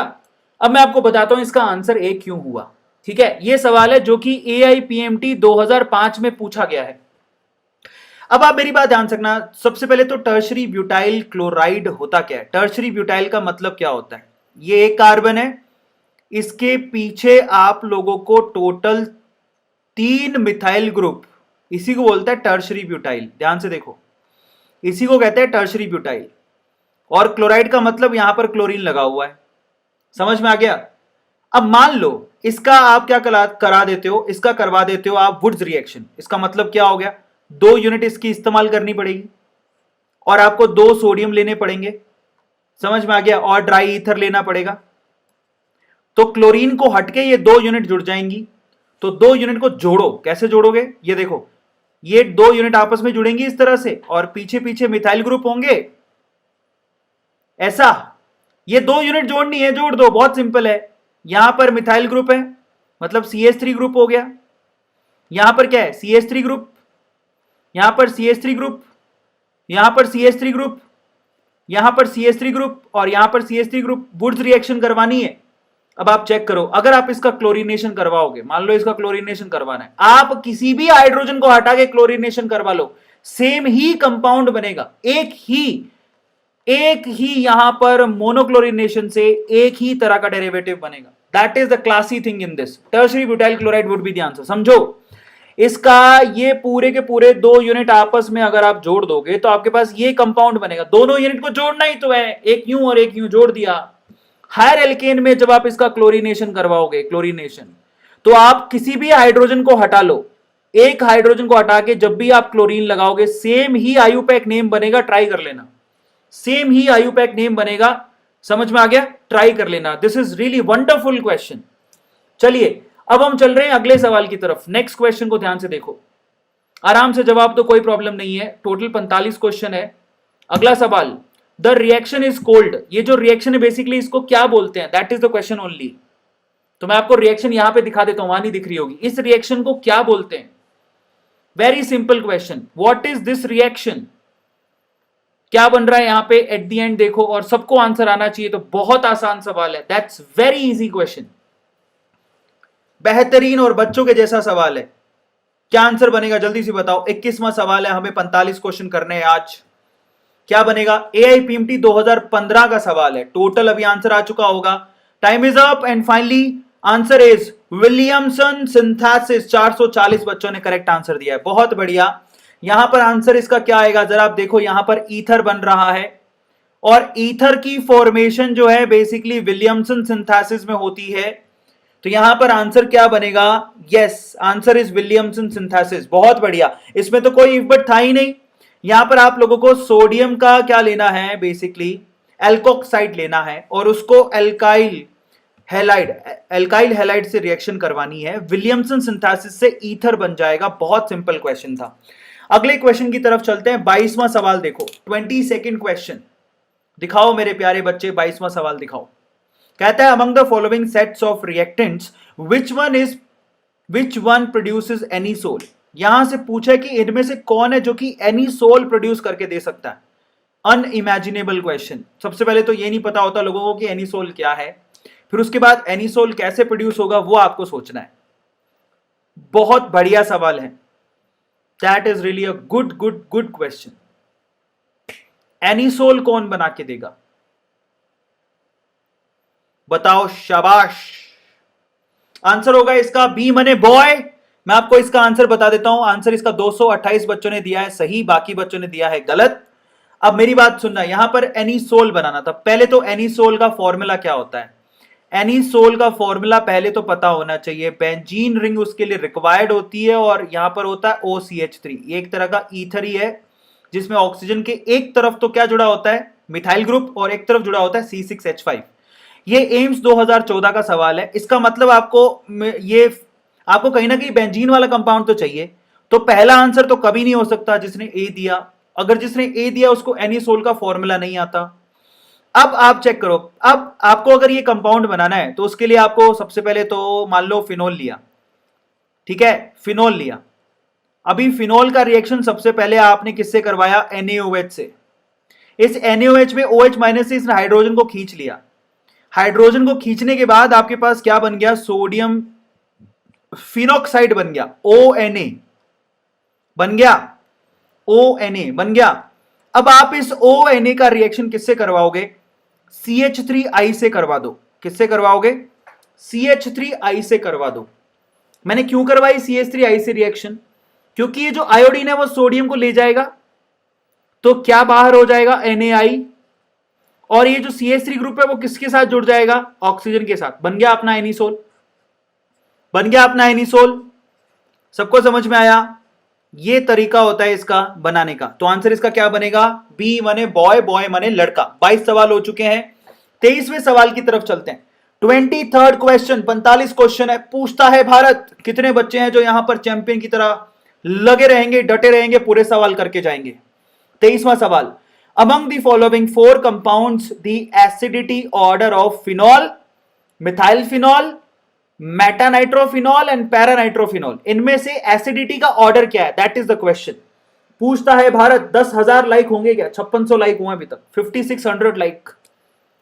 हो जाए लाइक मेरे प्यारे बच्चों। अगर आपका दिल बड़ा है तो लाइक जरूर करो, क्योंकि 11:15 हो चुके हैं और हम 12 बजे तक हम लोग ये खत्म कर देंगे और 45 सवाल खत्म हो जाएंगे। सवाल पूछा गया इनमें एसिडिटी का ऑर्डर क्या होएगा? That's very easy. बहुत बढ़िया, 350 बच्चों ने करेक्ट आंसर दिया है। अभी तुम लोग बिल्कुल पकड़ रहे हो अच्छी तरह से। अब मेरी बात ध्यान से सुनना। ये सवाल पूछा गया था AIPMT 2010 का सवाल है, ठीक है। अब आप देखो यहां पर नाइट्रो ग्रुप क्या करता है। फिनॉल में आपको समझाता हूं। ये फिनॉल है, ये फिनॉल में ये हाइड्रोजन को आपको अलग करना है और अगर आपने पैरा पोजीशन पे NO2 ग्रुप लगा दिया तो वो इलेक्ट्रॉन्स को खींचेगा। जब हाइड्रोजन अलग होगा ऑक्सीजन पे माइनस का साइन आएगा, ये नेगेटिव साइन को, ये जो इलेक्ट्रॉन्स है बेसिकली जो ऑक्सीजन के ऊपर है उसको नाइट्रो ग्रुप खींच रहा है। और नाइट्रो ग्रुप बेसिकली क्या कर रहा है? उसको और क्या कर रहा है? एसिडिफाई कर रहा है।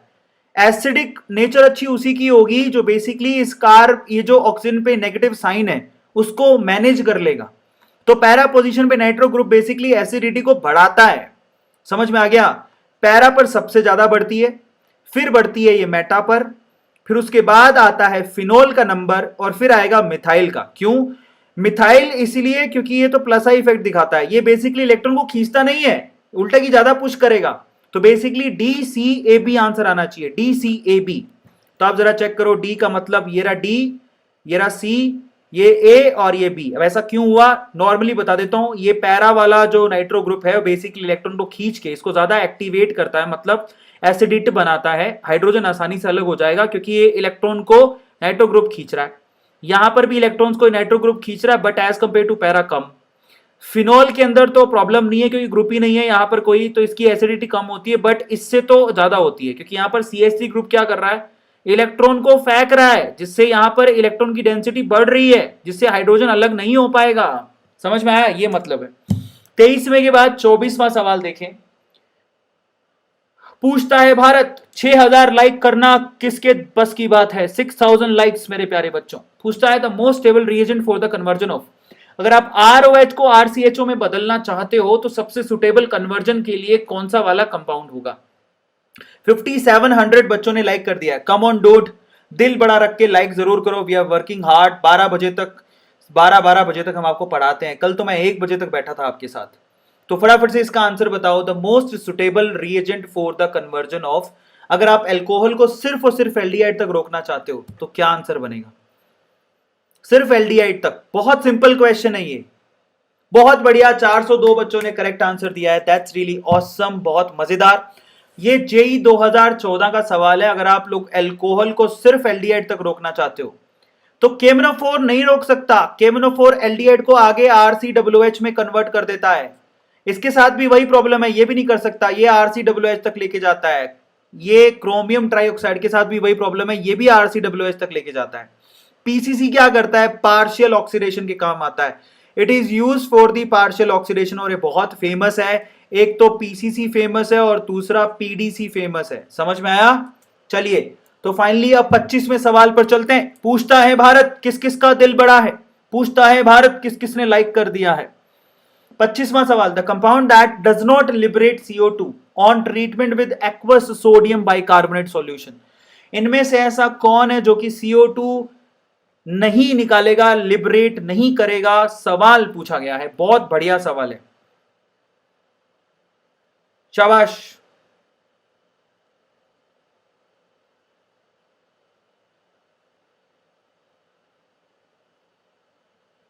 बताओ, शाबाश। CO2 गैस यहां से कौन लिबरेट नहीं करेगा, that is the question only.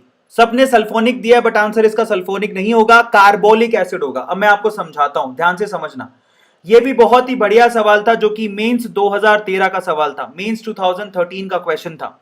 अब मेरी बात सुनना, सबसे पहले आप किससे रिएक्शन करवाने की कोशिश कर रहे हो, सोडियम बाइकार्बोनेट। सोडियम बाइकार्बोनेट क्या होता है, NaHCO3। तो आपको मैं एक बात बता देता हूं, जो भी CO2 गैस निकलेगी वो यहीं से निकलेगी।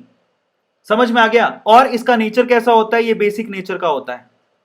तो बेसिक नेचर का मतलब बेस जो होता है वो किसी भी एसिड से तो रिएक्ट कर ही लेगा। समझ में आ गया, बेस किसी भी एसिड से तो रिएक्ट कर ही लेगा और यहां से तभी तो CO2 गैस लिबरेट होएगी। तो समझो, बेंजोइक एसिड एक एसिड है, समझ में आ गया। ये NaHCO3 से रिएक्शन कर लेगा और यहां से CO2 गैस बाहर निकल जाएगी। बेंजीन सल्फोनिक एसिड खुद ही लिख रहा है ये एसिड है, ये भी रिएक्ट करेगा। इसके अलावा सैलिसिलिक एसिड भी खुद ही लिख रहा है ये एसिड है। मैं आपको इनके फॉर्मूले बता देता हूं। बेंजीन सल्फोनिक एसिड का फॉर्मूला क्या होता है, ये बेंजीन सल्फोनिक एसिड का फॉर्मूला होता है। अब आपको सर नीचे कार्बोलिक एसिड लिखा है, मैं आपको उसका फॉर्मूला जो आपको नहीं आता बता देता हूं। SO3H होता है बेटा, ये बहुत ही स्ट्रॉन्ग एसिड है, ये आराम से रिएक्शन करेगा NaHCO3 से, कोई प्रॉब्लम नहीं है क्योंकि ये बहुत स्ट्रॉन्ग एसिड है। स्ट्रॉन्ग एसिड बेस के साथ रिएक्शन करता है। सैलिसिलिक एसिड का फॉर्मूला क्या होता है, सैलिसिलिक एसिड का फॉर्मूला होता है, यहां पर ऊपर OH होता है और यहां पर COOH होता है मेरे प्यारे बच्चों। तो ये भी रिएक्ट कर लेता है, कोई प्रॉब्लम नहीं है। पर सवाल ये कि कार्बोलिक एसिड क्या होता है, मैं आपको बताता हूं। कार्बोलिक एसिड होता है फिनॉल। कार्बोलिक एसिड क्या होता है, फिनॉल। फिनॉल बेसिकली बहुत ही कम एसिडिक नेचर का होता है, इसकी एसिडिटी इतनी ज्यादा नहीं होती as compare to others. Phenol को आप लोग लिख लो, काम आएगा। Phenol is also called carbolic acid. इसको क्या कहा जाता है, कार्बोलिक एसिड कहा जाता है। सबको याद रखना है, this is called carbolic acid. सबको समझ में आया। फिनॉल को कार्बोलिक एसिड कहते हैं, बहुत कम बच्चों को पता होगा। अब आप देख लो, फिनॉल कभी भी, क्योंकि एसिडिक नेचर इसकी ज्यादा नहीं होती, ये NaCO3 से रिएक्ट नहीं करेगा और यहां से CO2 गैस बाहर नहीं निकलेगी। समझ में आया? जबकि ये एसिड है, ये CO2 गैस बाहर निकालेगा, ये भी एसिड है, CO2 गैस बाहर निकालेगा, ये भी एसिडिक है और CO2 गैस बाहर निकालेगा। समझ में आ गया? तो कार्बोलिक एसिड जो कि बहुत ज्यादा लेस एसिडिक होता है वो नहीं निकालेगा। चलिए, ये बहुत अच्छा सवाल था, 25वां सवाल बहुत ही बेहतरीन सवाल था। अगले सवाल की तरफ चलते हैं, 26वां सवाल। लेकिन उससे पहले थोड़ा अपन चेक कर लेते हैं। बहुत बढ़िया, थैंक यू सो मच बेटा। यहां पर अमृत राज, थैंक यू बेटा। वाहेगुरु टॉप पर है, बिल, ओलिविया, अनन्या, चेतन, अश्विनी, सौम्या, टीना, उज्जवल, अयान। अगले सवाल पर चलते हैं, नेक्स्ट क्वेश्चन। अगला सवाल देखिए कितने लोग आंसर करते हैं डूड, शाबाश। 26 question. The product formed by the reaction of N aldehyde with primary amine. अगर आप एल्डिहाइड की रिएक्शन प्राइमरी अमाइन से करवाओगे तो क्या प्रोडक्ट मिलेगा? बेटा आप क्वेश्चन पढ़ रहे हैं, मेंटी से सिर्फ क्वेश्चन पढ़ रहे हैं, आप आराम से क्वेश्चन पढ़ के आंसर दो बेटा। वहां से भी आप खुद से भी सोच सकते हो, चिंता मत करो। अगर आपने एल्डिहाइड का प्राइमरी अमाइन से रिएक्शन करवाया तो क्या बनेगा? ठीक है, इसमें ज्यादा वक्त नहीं लगता, 45 ही सवाल है, चिंता मत करो। इसमें आंसर बनेगा शिफ्ट बेस। क्या आंसर बनेगा? Shift base. अब क्यों आया मैं आपको बताता हूं। चलिए, शिफ्ट बेस आंसर होगा। अब मैं आपको बताता हूं, नीट 2016 का सवाल है। क्या सवाल है? आप पहले कोई एल्डिहाइड ले लो। एल्डिहाइड का फॉर्मूला क्या होता है? CH3 CH and then O, इसको एल्डिहाइड बोलते हैं। उसका रिएक्शन प्राइमरी अमाइन से करवाना है। प्राइमरी अमाइन क्या होता है? इसको प्राइमरी अमाइन कहते हैं RNH2। यहां से सिर्फ पानी बाहर निकालना है आपको। निकाल दिया। जब आप सिर्फ पानी बाहर निकालोगे तो क्या बनेगा? यहां से RCH double bond N and then R, दिख रहा है? और ये जो होता है ना, बेसिकली इसी को क्या बोलते हैं, जब कार्बन और नाइट्रोजन डबल बॉन्ड से जुड़े होते हैं, इसी को शिफ्ट बेस कहते हैं। जब जिसके दोनों तरफ एल्कली चेन्स हो, इसको शिफ्ट बेस कहते हैं। क्या कहते हैं? Shift base. ये आप लोगों को ध्यान रखना है। समझ में आया? बहुत बढ़िया।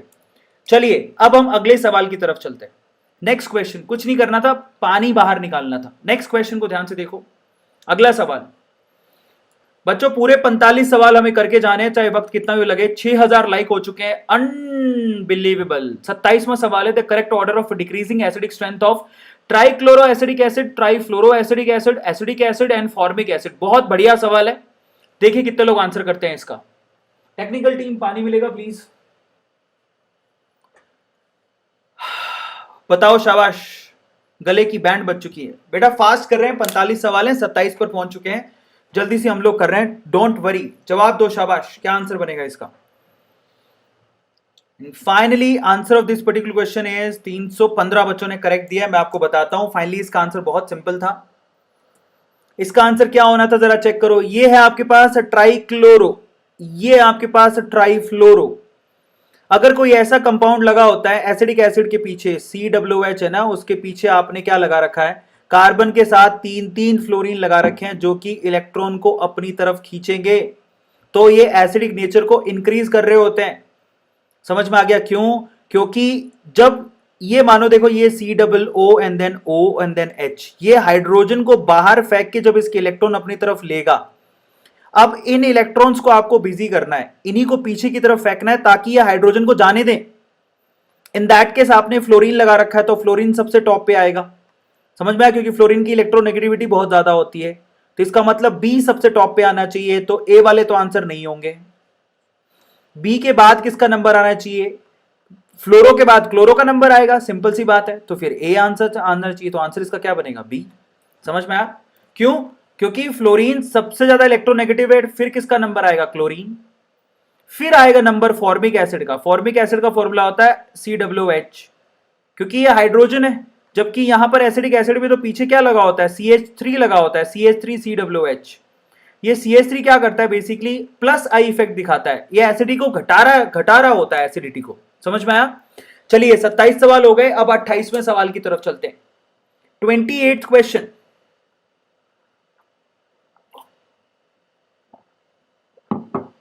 The correct order of basic strength of methyl substituted amine in the aqueous solution, बहुत बढ़िया सवाल है। मिथाइल सब्स्टिट्यूटेड अमाइन के लिए ये सवाल तो बहुत बार पूछा जाता है। आंसर क्या बनेगा बताओ?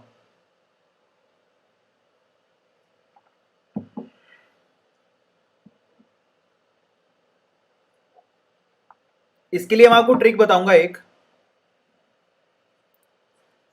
अच्छा, जिसको वहां नहीं दिख रहा वो यहां देख लो, कोई बात नहीं। अगला सवाल ये है, ये सवाल है, यहां पे देख के आप जवाब दे दो, कोई प्रॉब्लम नहीं है। नीट 2019 का सवाल है, मिथाइल सब्स्टिट्यूटेड अमाइन के लिए आपको ऑर्डर पूछा है, that is the question only.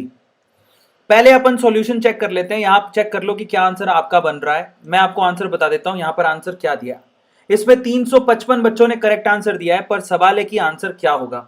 तो मैं आपको इसकी ट्रिक बताता हूं, ध्यान से समझना, ठीक है। जब भी एक्वस में पूछा जाए तो ये डिपेंड करता है कि आपने मिथाइल लिया के इथाइल लिया, ठीक है। मिथाइल लिया के इथाइल लिया, सब्स्टिट्यूट में मिथाइल के लिए अलग आंसर आता है, इथाइल के लिए अलग आंसर आता है। तो मैं आपको एक ट्रिक बताता हूं। इन दम सब में छोटा कौन है? CH3। मिथाइल छोटा है, अगर छोटा है, और इन दोनों में बड़ा कौन है? C2H5 बड़ा है, इथाइल बड़ा है। तो पहले तो इन दोनों के केस में ना 2 डिग्री टॉप पे आएगा, एक्वस सॉल्यूशन में 2 डिग्री टॉप पे आएगा, 2 डिग्री तो टॉप पे रहेगा दोनों केसेस में। समझ में आया? ट्रिक बताता हूं, ध्यान से सुनना। 2 डिग्री तो टॉप में आएगा दोनों में, चाहे मिथाइल हो चाहे इथाइल हो। अब ये छोटा है तो छोटे को प्रमोट करेगा। 2 डिग्री के बाद छोटा कौन है? 1 डिग्री, 1 डिग्री छोटा। फिर किसका नंबर आएगा? 3 डिग्री। ये बड़ा है तो बड़े को प्रमोट करेगा, तो 3 डिग्री का पहले नंबर आएगा, फिर कौन होगा? 1 डिग्री। ये सिंपल ट्रिक है, इसको याद करने की। ये ट्रिक बताई है मैंने आपको, दोबारा समझा देता हूं, जो मेरी बात सुनना। चाहे आप एक्वस सॉल्यूशन में मिथाइल अमाइन पढ़ रहे हो चाहे इथाइल अमाइन पढ़ रहे हो, 2 डिग्री तो टॉप पे आएगा। समझ में आ गया? अब छोटा वाला छोटे वाले को प्रमोट करता है, इन दैट केस 1 डिग्री होगा। अब आपको मिथाइल का ही पूछा तो जरा आप चेक करो, ये देखो 1 डिग्री है, और फिर 3 डिग्री आ रहा है। समझ में आया? अगर ये इथाइल लिखा होता तो 3 डिग्री पहले आता। सिंपल। अब अगले सवाल पर चलते हैं, 29वां सवाल, 29th क्वेश्चन ये रहा आपकी स्क्रीन पे। बताओ क्या आंसर बनेगा? 29वां सवाल, on heating N aliphatic primary amine with chloroform and ethanolic potassium hydroxide the organic compound formed is. ये बहुत ही फेमस केमिकल रिएक्शन है जो कि 1 डिग्री अमाइन देती है। क्या आंसर बनेगा इसका? याद है? कार्बल, ये बिल्कुल कार्बल अमाइन टेस्ट है, ये कार्बल अमाइन टेस्ट कहते हैं। सार्थक बेटा उसके लिए पूरा पढ़ना चाहिए। ये सवाल है क्या? अच्छा मैं बताता हूं, कोई बात नहीं। सवाल समझ में नहीं आया, आई विल टेल यू।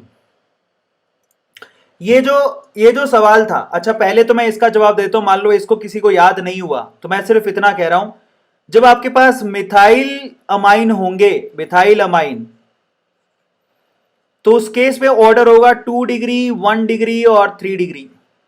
और अगर आपके पास इथाइल अमाइन होंगे एक्वस मीडियम में और इनमें ऑर्डर पूछा हो तो इनमें होगा 2 डिग्री, 3 डिग्री एंड 1 डिग्री। अब अगले सवाल पर चलते हैं। नेक्स्ट क्वेश्चन मेंस 2014 का सवाल है। ये जो रिएक्शन है कहता है एलिफेटिक प्राइमरी अमाइन। क्या होती है एलिफेटिक प्राइमरी अमाइन? RNH2 को बोलते हैं। समझ में आया? अब वो कहता है कि इसकी रिएक्शन आपको क्लोरोफॉर्म के साथ करवानी है, CHCl3 के साथ करानी है, और इथेनॉलिक पोटेशियम हाइड्रोक्साइड के साथ। अब इसको मतलब क्या होता है? इसका मतलब है आपने KOH ले रखा है, इथेनॉलिक का मतलब C2H5OH भी ले रखा है। ये तो सॉल्वेंट की तरह काम करेंगे बेसिक मीडियम में। समझ में आ गया? तो इसको बोलते हैं कार्बल अमाइन टेस्ट, और उसके अंदर RNC बनता है। RNC बड़ी फेमस केमिकल रिएक्शन है, जिसने याद कर रखा है उसके लिए आसान है। एल्काइल आइसोसाइनाइड बनेगा इसके अंदर। समझ में आया? तो बेसिकली आंसर क्या होएगा? Alkyl isocyanide. 30वें सवाल की तरफ चलते हैं, 30th क्वेश्चन। अब मात्र 15 सवाल बचे हैं इसके बाद। 30वां सवाल ये रहा आपकी स्क्रीन पे, benzamide on treatment with POCl3। बहुत अमेजिंग क्वेश्चन है। अगर आपने बेंजामाइड का रिएक्शन POCl3 के साथ करवाया तो क्या बनेगा? Benzamide on treatment with POCl3, मान लो जिसको यहां नहीं दिख रहा सवाल, मैं आपको आगे लेके चलता हूं। ये रहा मेंस में 2004 का सवाल है, benzamide on treatment with POCl3 क्या बनेगा? बेंजामाइन और ट्रीटमेंट विद POCl3 क्या बनेगा? तो मैं आपको बताता हूं इसमें क्या बनेगा। चलो तो फाइनली आंसर बताता हूं, ध्यान से समझना। तो कितने लोगों ने आंसर दिया है? 140 बच्चों ने बेंजामाइन और ट्रीटमेंट विद POCl3 बेंजोनाइट्राइल बनता है, सिर्फ 140 बच्चों ने आंसर दिया है। अब मैं इसका आंसर बताता हूं। सबसे पहले तो बेंजामाइड होता क्या है? बेंजामाइड होता है C6H5, उसके बाद C डबल बॉन्ड O और उसके बाद NH2। तो मैं उसको नीचे लगा देता हूं NH2। बोलो कोई प्रॉब्लम है? इसको बोलते हैं बेंजामाइड।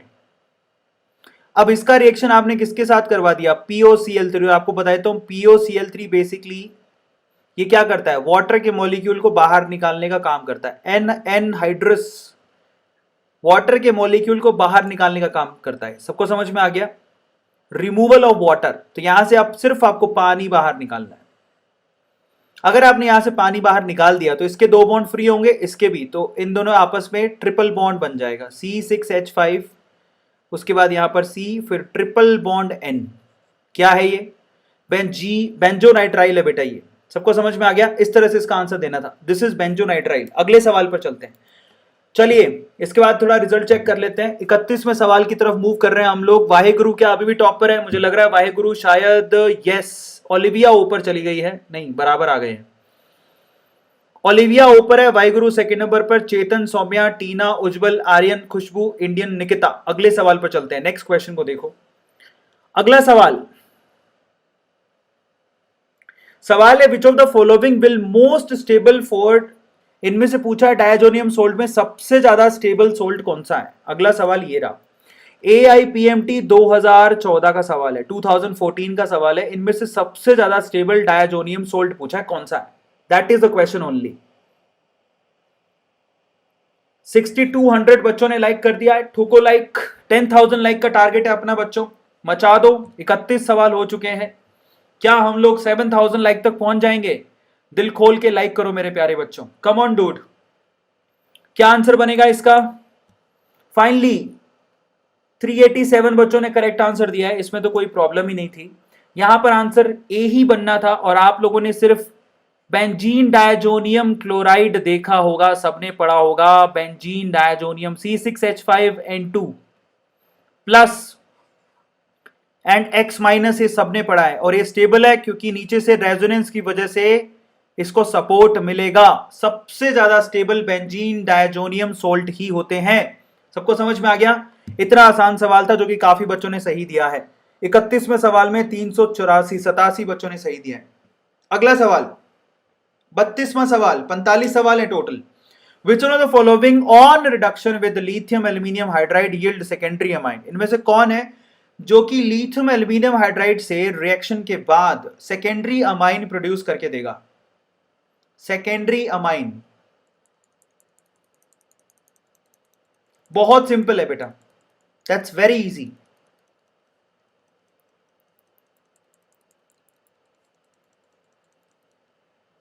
क्या आंसर बनेगा इसका? फॉर्मूला आता है तो आप आंसर दे दोगे। आइसोसाइनाइड। बहुत बढ़िया, 385 बच्चों ने सही आंसर दिया है। अमेजिंग। तो इसका आंसर क्या होएगा? AIPMT 2007 का सवाल है और ये अपने आप में ही कह रहा था। ये देखो मिथाइल आइसोसाइनाइड का फॉर्मूला क्या होता है? CH3NC। मान लो अगर आपने यहां पर लिथियम एल्यूमिनियम हाइड्राइड से इसका रिएक्शन करवा भी दिया तो बेसिकली ये क्या करेगा? यहां पर एक्चुअली ये CH3NC में बॉन्ड कुछ इस तरह से होते हैं, अगर आप ध्यान से देखो तो ये क्या करेगा? यहां पर 4 हाइड्रोजन जो है प्रोवाइड करेगा। ये LiAlH4 होता है ना, 4 हाइड्रोजन प्रोवाइड करेगा और ये बॉन्ड बनाएगा कुछ इस तरह से, CH3NH सिंगल बॉन्ड CH3, ये होता है। सेकेंडरी अमाइन तैयार करके देगा। समझ में आया? क्योंकि ये जो लास्ट बॉन्ड है ना बेटा वो कोऑर्डिनेट बॉन्ड है। ये अपने इलेक्ट्रॉन खींचेगा क्योंकि यहां से एक हाइड्राइड आएगा, इसको हाइड्रोजन प्रोवाइड होगा, फिर ये बॉन्ड टूटेगा, एक हाइड्रोजन इसको मिलेगा और एक हाइड्रोजन इसको मिलेगा, तो फाइनली सेकेंडरी अमाइन यहां पर तैयार होगा। समझ में आ गया? It will produce secondary amine. Clear है? चलिए अब हम चल रहे हैं 32 के बाद 33वें सवाल पर। आइसो होना था वैसे भी क्योंकि वहीं पर ही नाइट्रोजन कार्बन, 2 कार्बन के बीच में है। आइसो ही आंसर होना था, सिंपल है। 33rd question, which of the vitamins given below is water soluble. ये तो बहुत आसान सवाल है, इनमें से कौन सा विटामिन वाटर सॉल्युबल है, that is the question only. अब फटाफट से आप आंसर देना, क्योंकि अब जो सवाल है बायोमोलिक्यूल और पॉलीमर से हैं। फटाफट से बताओ, शाबाश।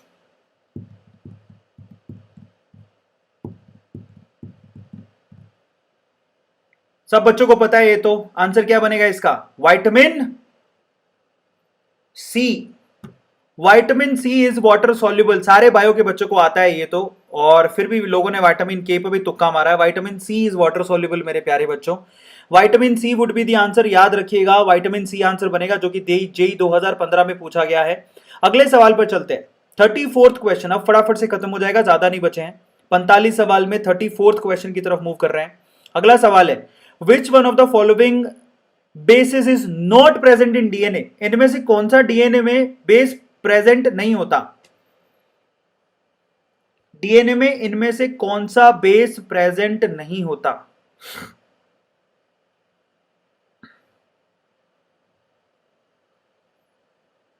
बहुत अच्छा सवाल है और सिंपल क्वेश्चन है, सबको पता होना चाहिए। टाइम इज आंसर क्या बनेगा? ए मने एप्पल। समझ में आ गया? बहुत बढ़िया। 601 बच्चों ने करेक्ट आंसर दिया यहां पे, तो वो बहुत सिंपल था। पहली बात तो मैं आपको बता देता हूं, ये बेस है ही नहीं, ठीक है। Quinoline is not a base, adenine is a base, cytosine is a base, thiamine is a base. Main 2014 में सवाल पूछा गया है, आंसर इसको होगा क्वानोनिल। और मैं आपको आपकी जानकारी के लिए बता देता हूं, आप देखो, जो डीएनए होता है उसके अंदर एडेनिन, गुआनिन, थायमिडिन और साइटोसिन, ये चार होते हैं। आरएनए के अंदर adenine, guanine, uracil and cytosine.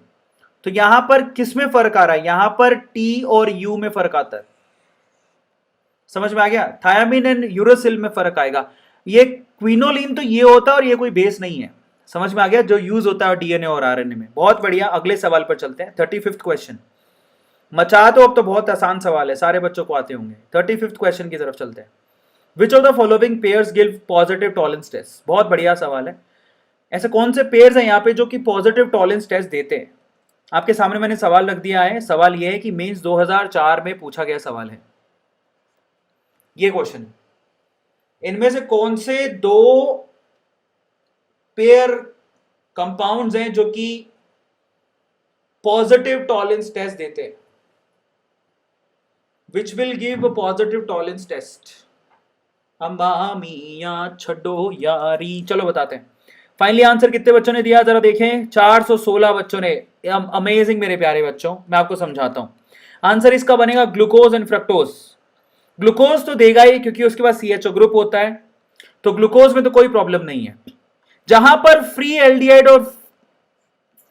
और कीटोन ग्रुप होते हैं ना, वो बेसिकली टॉलरेंस को रिड्यूस कर सकते हैं। अब ज्यादातर आपने पढ़ा है कि टॉलरेंस बेसिकली कीटोन नहीं देते, लेकिन यहां पर एक कैच है। यहां पर ग्लूकोज में तो कोई प्रॉब्लम नहीं है, क्योंकि ग्लूकोज के पास CHO ग्रुप होता है, ये तो देगा। फ्रक्टोज क्यों दे रहा है? फ्रक्टोज के पास तो कीटोन ग्रुप होता है, ये क्यों देगा? कारण है।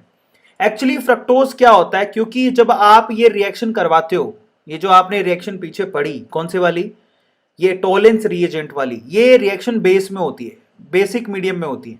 और बेसिक मीडियम में फ्रक्टोज बेसिकली अपने आप को इंटर कन्वर्ट करता है। समझ में आ गया? अपने आप को इंटर कन्वर्ट करता है। यहां पर देखो जरा, ये दोनों पाई इलेक्ट्रॉन्स यहां मूव हो गए और ये हाइड्रोजन बेसिकली यहां पर आ जाएगा। इसको टोटोमरिज्म बोलते हैं, है ना। और उसके बाद अब जरा चेक करो, फाइनली बेसिक मीडियम में ये अपने आप को CHO ग्रुप में कन्वर्ट करता है, यानी कि ग्लूकोज और मैनोस में कन्वर्ट करता है, जो कि बहुत कम बच्चों को पता है। देख लो, एक्चुअली ये अपने आप को टोटोमरिज्म के बाद कन्वर्ट करते करते ग्लूकोज और मैनोस में कन्वर्ट करता है। समझ में आया? और जहां पर CHO ग्रुप उनको फ्री मिल जाता है, इसी वजह से टॉलरेंस टेस्ट देता है। ये बहुत कम बच्चों को पता है, इसलिए बताया मैंने। अब हम चलते हैं तो हमारे रिजल्ट की तरफ। मात्र 10 सवाल बचे हैं, इसलिए ठोको लाइक मेरे प्यारे बच्चों। 10,000 लाइक का टारगेट था, 6.4 ही हुए हैं। मेंटी बंद हो गया, नहीं तो सारे बच्चे बैठे होते। चलो बच्चों, 6.4 के लाइक हुए हैं, 7,000 लाइक होने चाहिए। वाहेगुरु, चेतन, सौम्या, टीना, उज्जवल, खुशबू, अश्विनी, बिल, अजय, अयान। अगले सवाल पर चलते हैं। नेक्स्ट क्वेश्चन, अगला सवाल देखिए जरा।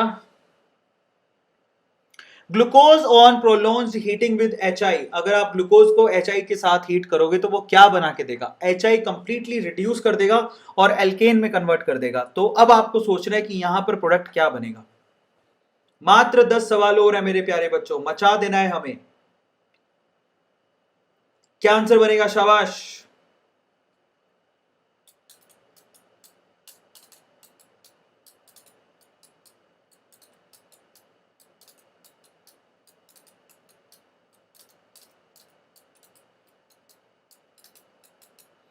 एनहेक्सेन, 509 बच्चों ने करेक्ट आंसर दिया है। मैं आपको इसका आंसर बताता हूं। एनहेक्सेन, क्योंकि HI पूरी तरह से रिड्यूस कर देता है और एल्केन में कन्वर्ट कर देता है, उसकी रिस्पेक्टिव एल्केन में कन्वर्ट कर देगा। और आपको भी पता है कि इसमें 6 कार्बन है, तो 6 कार्बन की एल्केन क्या होती है? हेक्सेन, उसमें कन्वर्ट कर देगा। बहुत आसान सवाल था और ये हम काफी बार पढ़ चुके हैं। जब हमने बायोमोलिक्यूल्स किया था तभी पढ़ लिया था। 37वें सवाल की तरफ कूच करते हैं। Which of the following compound can form Zwitter ion? इनमें से कौन है जो कि Zwitter ion बना सकता है? कम ऑन बच्चों, ठोको लाइक। 6500 बच्चे लाइक ठोक चुके हैं। 7000 लाइक्स तक पहुंच जाएंगे हम लोग। बताओ जल्दी सी, शाबाश। शाम वही जाम वही तेरे बिना ओ सनम, नींद वही चैन वही तेरे बिना ओ सनम, तेरी मेरी मेरी तेरी एक जिंदड़ी व्हाट टू डू। ज़्विटर आयन वही बनाएगा जो कि अमीनो एसिड होगा। और इनमें से अमीनो एसिड कौन है? सिर्फ और सिर्फ ग्लाइसिन। एलिनिन नहीं है, एसिटिलीन नहीं है, बेंजोइक एसिड भी नहीं है। Glycine is the amino acid. आपको जानते हो ना, ग्लाइसिन एक अमीनो एसिड जो कि ज़्विटर आयन बना सकता है, ये तो आपको पता होगा। तो ग्लाइसिन होता क्या है मैं आपको बताता हूं। इसको बोलते हैं ग्लाइसिन। CH2 COOH और NH2, ये ज़्विटर आयन बना सकता है। क्योंकि ज़्विटर आयन का मतलब क्या होता है? यहां से हाइड्रोजन निकल के इसके पास चला जाएगा, इस पे माइनस आएगा और इस पे प्लस आएगा, इसको ज़्विटर आयन कहते हैं। यस, सबको समझ में आया? 38वें सवाल की तरफ चलते हैं। 38 क्वेश्चन को ध्यान से देखो। धीरे धीरे से मेरी जिंदगी में आना, धीरे धीरे से दिल को चुराना। The formation of which of the following polymer involves hydrolysis reaction? इनमें से कौन है जो कि हाइड्रोलिसिस रिएक्शन शो करता है? शाम वही जाम वही तेरे बिना ओ सनम, नींद वही चैन वही तेरे बिना ओ सनम। आंसर इसका होगा नायलॉन 6 ओनली। हाइड्रोलिसिस पूछा है, कंडेंसेशन नहीं। इसमें तो कम से कम गलत मत करो यार। मेंस 2017 का सवाल है, यहां पर इन्वॉल्व्स हाइड्रोलिसिस पूछा है बेटा, कंडेंसेशन नहीं। कंडेंसेशन तो सब में होता है, बेकेलाइट में भी होता है, नायलॉन में भी होता है, टेरिलीन में भी होता है, लेकिन नायलॉन 6 में हाइड्रोलिसिस होता है। कैप्रोलैक्टम होता है, सबसे पहले आप कैप्रोलैक्टम को तोड़ते हो, समझ में आया? और कैप्रोलैक्टम को तोड़ के पानी क्या होता है? पानी होता है, एक तो H और दूसरी तरफ क्या होता है? OH। ये तोड़ा जाता है ऐसे, जिससे ये NH2 बनाता है और ये COOH बनाता है। तो ये यूनिट इस तरह से खुल जाती है, मतलब ये ऐसा खुलेगा CH2 whole 5 COOH and NH2 hydrolysis के बाद। फिर आप इसका क्या कराते हो? यहां से आप कंडेंसेशन कराते हो। यहां से इसका OH निकलता है, यहां से इसका H निकलता है। हाइड्रोलिसिस और कंडेंसेशन बैक टू बैक होते हैं यार। इस सवाल का जवाब तो कम से कम आपको सही देना चाहिए था। मात्र 200 बच्चों ने सही जवाब दिया है। बेटा हाइड्रोलिसिस पूछा है जो कि सिर्फ नायलॉन 6 में ही होता है, बाकी बेकेलाइट 6 और टेरिलीन और नायलॉन 6 सब में कंडेंसेशन कराना पड़ता है, लेकिन हाइड्रोलिसिस सिर्फ बेकेलाइट में होता है। अगले सवाल पर चलते हैं। सॉरी, हाइड्रोलिसिस सिर्फ नायलॉन 6 में होता है और किसी में नहीं होता, बता चुका हूं मैं, क्योंकि नायलॉन 6 में कैप्रोलैक्टम होता है। अगला सवाल, विच of the following is fully fluorinated polymer? इनमें से कौन है जो कि फुल्ली फ्लोरिनेटेड पॉलीमर है?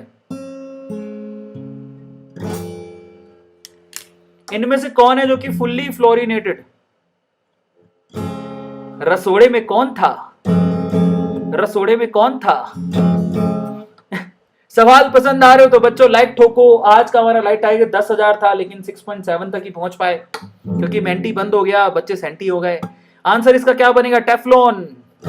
बहुत बढ़िया, ये तो बहुत सही बात है, ये बच्चों ने सही जवाब दिया।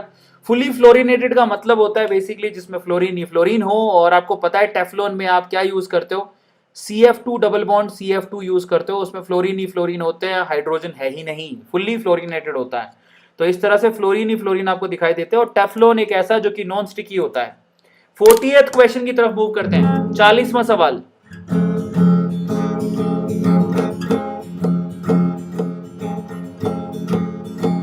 Which of the following statement is correct regarding the drawbacks of raw rubber? रो रबड़ के लिए कौन सा ड्रॉबैक यहां पर करेक्ट नजर आता है आपको?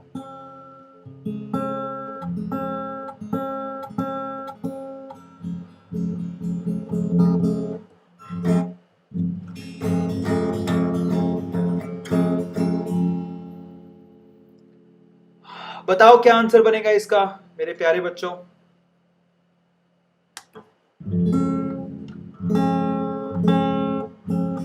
ऑल ऑफ दीज, बहुत बढ़िया, इनमें से सारे ही ड्रॉबैक हैं उसमें। आपको पता होना चाहिए रबड़ it is plastic in nature, durability little होती है, और लार्ज वाटर एब्जॉर्प्शन कैपेसिटी होती है। ऑल ऑफ दीज आंसर है इसके, है ना। एम्स 2001 में सवाल पूछा गया था। अब बचे हैं मात्र 5 सवाल, और आप लोग ध्यान से देख के जाओगे, जरा देखिए कौन आंसर करता है। पूछता है भारत, क्या 7000 लाइक हो जाएंगे? वाहिगुरु, चेतन, सौम्या, खुशबू, अश्विनी, टीना, अयान, उसके बाद इंडियन, ये क्या, रूह, एलेक्सा, एलेक्स रेडियम। अगले सवाल पर चलते हैं, नेक्स्ट क्वेश्चन। अगला सवाल ये रहा आपकी स्क्रीन पे। नेचुरल रबड़ हैज, आपको बताना है नेचुरल रबड़ किससे बना होता है। 6.7 के लाइक हो चुके हैं बच्चों, लाइक ठोको फटाफट से। 6.7 के नेचुरल रबड़, उसमें क्या होता है? नेचुरल रबड़ में क्या होता है? आइसोप्रीन। आइसोप्रीन सिस होती है कि ट्रांस होती है, क्या होता है?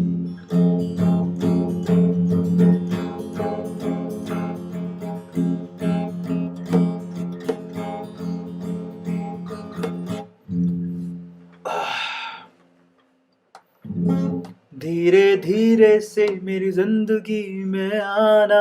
459 बच्चों ने करेक्ट आंसर दिया है। आपकी जानकारी के लिए बताता हूं, नीट 2016 में सवाल पूछा गया था, और इसमें जो कि आइसोप्रीन होती है, ठीक है, उसमें सिस कॉन्फ़िगरेशन ही होता है। अगर आपको इसका फॉर्मूला याद करना है तो 2 methyl 1,3 butadiene as 2 methyl 1,2 methyl, ठीक है, ये मिथाइल है। 1,3 butadiene as a monomer use किया जाता है। उसके बाद ये बॉन्ड टूटेगा उसका, ये बॉन्ड टूटेगा, और यहां से ये बाहर निकल जाते हैं ऐसे, और लंबी चैन से जुड़ते चले जाते हैं।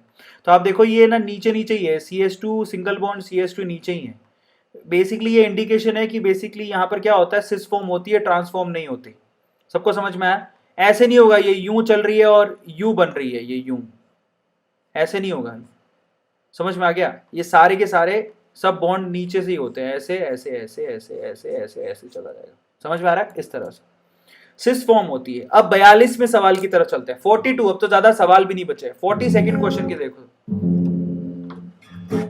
Nylon is example of, nylon is an example of, nylon is an example of polyamide, polythene, polyester and polysaccharide.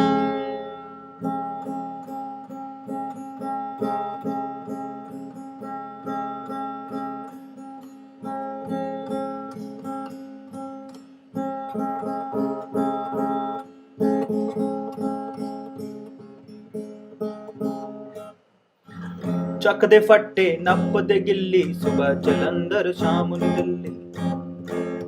Polyamide, बहुत बढ़िया, ये तो सभी बच्चों ने सही आंसर दिया है, दैट्स वेरी इजी। नायलॉन पॉलीएमाइड्स होते हैं। नीट 2013 में सवाल पूछा गया था, क्योंकि ऐसा इसीलिए होता है क्योंकि कोई भी नायलॉन पकड़ लो आप, ठीक है, उसके अंदर आप लोगों को CONH ये वाले ग्रुप्स देखने को मिलेंगे, जो कि क्या कहलाते हैं? एमाइड ग्रुप्स कहलाते हैं। समझ में आया? अमेजिंग। अगले सवाल की तरफ चलते हैं। 42nd क्वेश्चन की तरफ चलो। 42nd और 43rd क्वेश्चन। लीडर बोर्ड क्यों आया हमें कुछ पता नहीं है। अच्छा, यहाँ पर क्वेश्चन खत्म हो गए शायद। विनर कौन है जरा हम चेक करें, अभी सवाल अभी बाकी है। It's a tie between awesome job, Chetan and Saumya, Chetan Saumya Waheguru, लेकिन हमारे पास सवाल और भी हैं। अगले सवाल पर चलते हैं। The major product of the following reaction, इस रिएक्शन में मेजर प्रोडक्ट क्या होएगा, दैट इज द क्वेश्चन। क्या आप बताओगे? अगला सवाल, अगर यहां पर HBr, सिर्फ HBr लिखा हुआ है और कुछ नहीं, इसका मतलब मार्कोवनिकोव रूल लगाना है। मार्कोवनिकोव रूल लगाना है तो यहां पर कार्बोकेटाइन की स्टेबिलिटी को चेक करना पड़ेगा। अब आप कार्बोकेटाइन की स्टेबिलिटी को चेक करके बताओ कि कार्बोकेटाइन कौन सा सबसे ज्यादा स्टेबल होएगा। देखो, अगर मैं ये दोनों इलेक्ट्रॉन यहां मूव कर दूं तो H+ कहां पे जाएगा? इस कार्बन पे, और यहां पर प्लस का साइन आएगा, और ये जो कार्बोकेटाइन है रेजोनेंस की वजह से स्टेबलाइज है। इसका मतलब Br कहां जुड़ेगा? यहीं पर ही जुड़ेगा। तो यहां पर देखो ये आंसर नहीं है क्योंकि Br इसने यहां जोड़ दिया। ये देखो ये सही आंसर है क्योंकि Br इसने यहीं जोड़ा है। तो जब आप मार्कोवनिकोव रूल लगाते हो तो कार्बोकेटाइन की स्टेबिलिटी को चेक करते हो, तो इसलिए आंसर इसका क्या बनेगा? बी मने बॉय, बॉय मने लड़का, बी आंसर होगा इसका। सबको समझ में आया? B would be the answer. अगले सवाल पर चलते हैं। नेक्स्ट क्वेश्चन को चेक करो, क्लियर है? 44th क्वेश्चन देखो, कहता है नीट 2018 का सवाल है, पूछा गया compound C8H10O is found to react with NaOI। ये रिएक्शन कौन सी है? NaOH plus I2। ये कार्बोलामाइन टेस्ट है। कोई कंपाउंड A है जो कि जिसका फॉर्मूला है C8H10O, उसको रिएक्शन करवानी है आपको NaOH प्लस I2। अब प्रोड्यूस करता है वो Y with NaOH and yield yellow precipitate, ठीक है? Produced by reacting Y and NaOH and produce yellow precipitate। Basically ये कार्बोलामाइन टेस्ट है, ठीक है? तो नहीं, ये कार्बोलामाइन टेस्ट नहीं है, आइडोफॉर्म टेस्ट है, सॉरी, क्योंकि वहीं से येलो प्रेसिपिटेट बनता है। तो आपसे पूछा गया कि A और Y क्या है, तो मेरी बात सुनना। सबसे पहले तो आप खुद ही सोचो कि वो खुद ही कह रहा है कि NaOI। अब NaOI कैसे बना होगा? वो कहता है produced by reacting Y with NaOH। तो आप आयोडीन की रिएक्शन कराओगे NaOH के साथ तभी बनेगा, समझ में आया? तभी NaOI बनेगा। तो Y तो आपको पता लग गया, Y क्या है? आयोडीन। और ये फेमस केमिकल रिएक्शन है जिसका नाम क्या है? Iodoform test. और आइडोफॉर्म टेस्ट कौन देता है? जिसके पास क्या हो? CH3CO ये ग्रुप हो, या फिर उसके पास CH3CHOH ग्रुप हो। समझ में आ रहा है? सेकेंडरी एल्कोहल हो या फिर इसके पास मिथाइल कीटोन हो, वो देता है। अब जरा चेक करो, ये देखो यहां पर ये OH जिससे जुड़ा हुआ है उसके पास CH2 और CH3 तो है नहीं, ये आंसर नहीं होगा। ये OH जिस कार्बन से जुड़ा हुआ CH2 है, CH3 तो है नहीं, ये आंसर भी नहीं होगा। समझ में आया? समझ में आ रहा है कि नहीं आ रहा? अब आप देखो, ये जरा ध्यान से चेक करना, ये OH ये CH से जुड़ा हुआ और CH3, ये देखो मैं ये तो कह रहा था आपसे कि CH3 CHOH ये ग्रुप होना चाहिए। मतलब बेसिकली आपके पास CH3 ग्रुप होना चाहिए, जो CH3 कहीं दिख ही नहीं रहा है। अगर आप यहां पर CH2 की जगह ये CH3 लगा देते, क्योंकि एक्चुअली यही CH3 है जो कि आपको आइडोफॉर्म टेस्ट देता है, क्योंकि यही कन्वर्ट होगा CHI3 के अंदर। समझ में आया? यही आपको येलो कलर देगा। Is this clear? ये मतलब निकलता है इसका, ठीक है? सो फाइनली आंसर इसका बनेगा सी मने कैट, यही आंसर होगा। सी ही आंसर बनेगा इसका, सी आंसर बनेगा, क्योंकि यहां पर एक ग्रुप दिखाई दे रहा है, देखो मिथाइल वाला सेकेंडरी जो मैं बोल रहा था, ये वो वाला ग्रुप है, और कहीं भी नहीं है। चलिए आखिरी सवाल की तरफ चलते हैं। 45th क्वेश्चन जो कि नीट 2019 में आया हुआ सवाल है। क्या सवाल पूछता है? पूछता है अगर आपने ये फैलिक एसिड का रिएक्शन अमोनिया के साथ करवा दिया, स्ट्रॉन्ग हीटिंग करवाई, तो क्या बनेगा? ये नीट 2019 का सवाल है। क्या आंसर होगा? ये हमने पहले भी किया है, गलत नहीं होना चाहिए। बताओ क्या आंसर बनेगा? खुशबू कुमारी ने आंसर दे दिया इसका, फरसाना ने दे दिया, आदित्य ने दे दिया, डी फॉर ढोलू, बहुत बढ़िया। फाइनली आंसर रिपीट हुआ ये क्वेश्चन, और ये आंसर इसका बनेगा डी। ये हम पहले ही इसके बारे में डिस्कशन कर चुके हैं। जब यहां पर अमोनिया से इसका रिएक्शन करवाते हो तो बेसिकली आपके पास एमाइड ग्रुप दोनों जगह बनते हैं। स्ट्रॉन्ग हीटिंग के बाद यहां पर अमोनिया का एक मॉलिक्यूल बाहर निकल जाता है और फिथाइलामाइड बनता है, जो कि गैब्रियल फिथाइलामाइड सिंथेसिस में यूज होता है। इसके अलावा कुछ कल के सेशन के क्वेश्चन थे, मैं उसको आपको फटाफट, थोड़े बहुत क्वेश्चन है जो कि आ सकते हैं, मैं उसका एक्सप्लेनेशन दे देता हूं, ठीक है।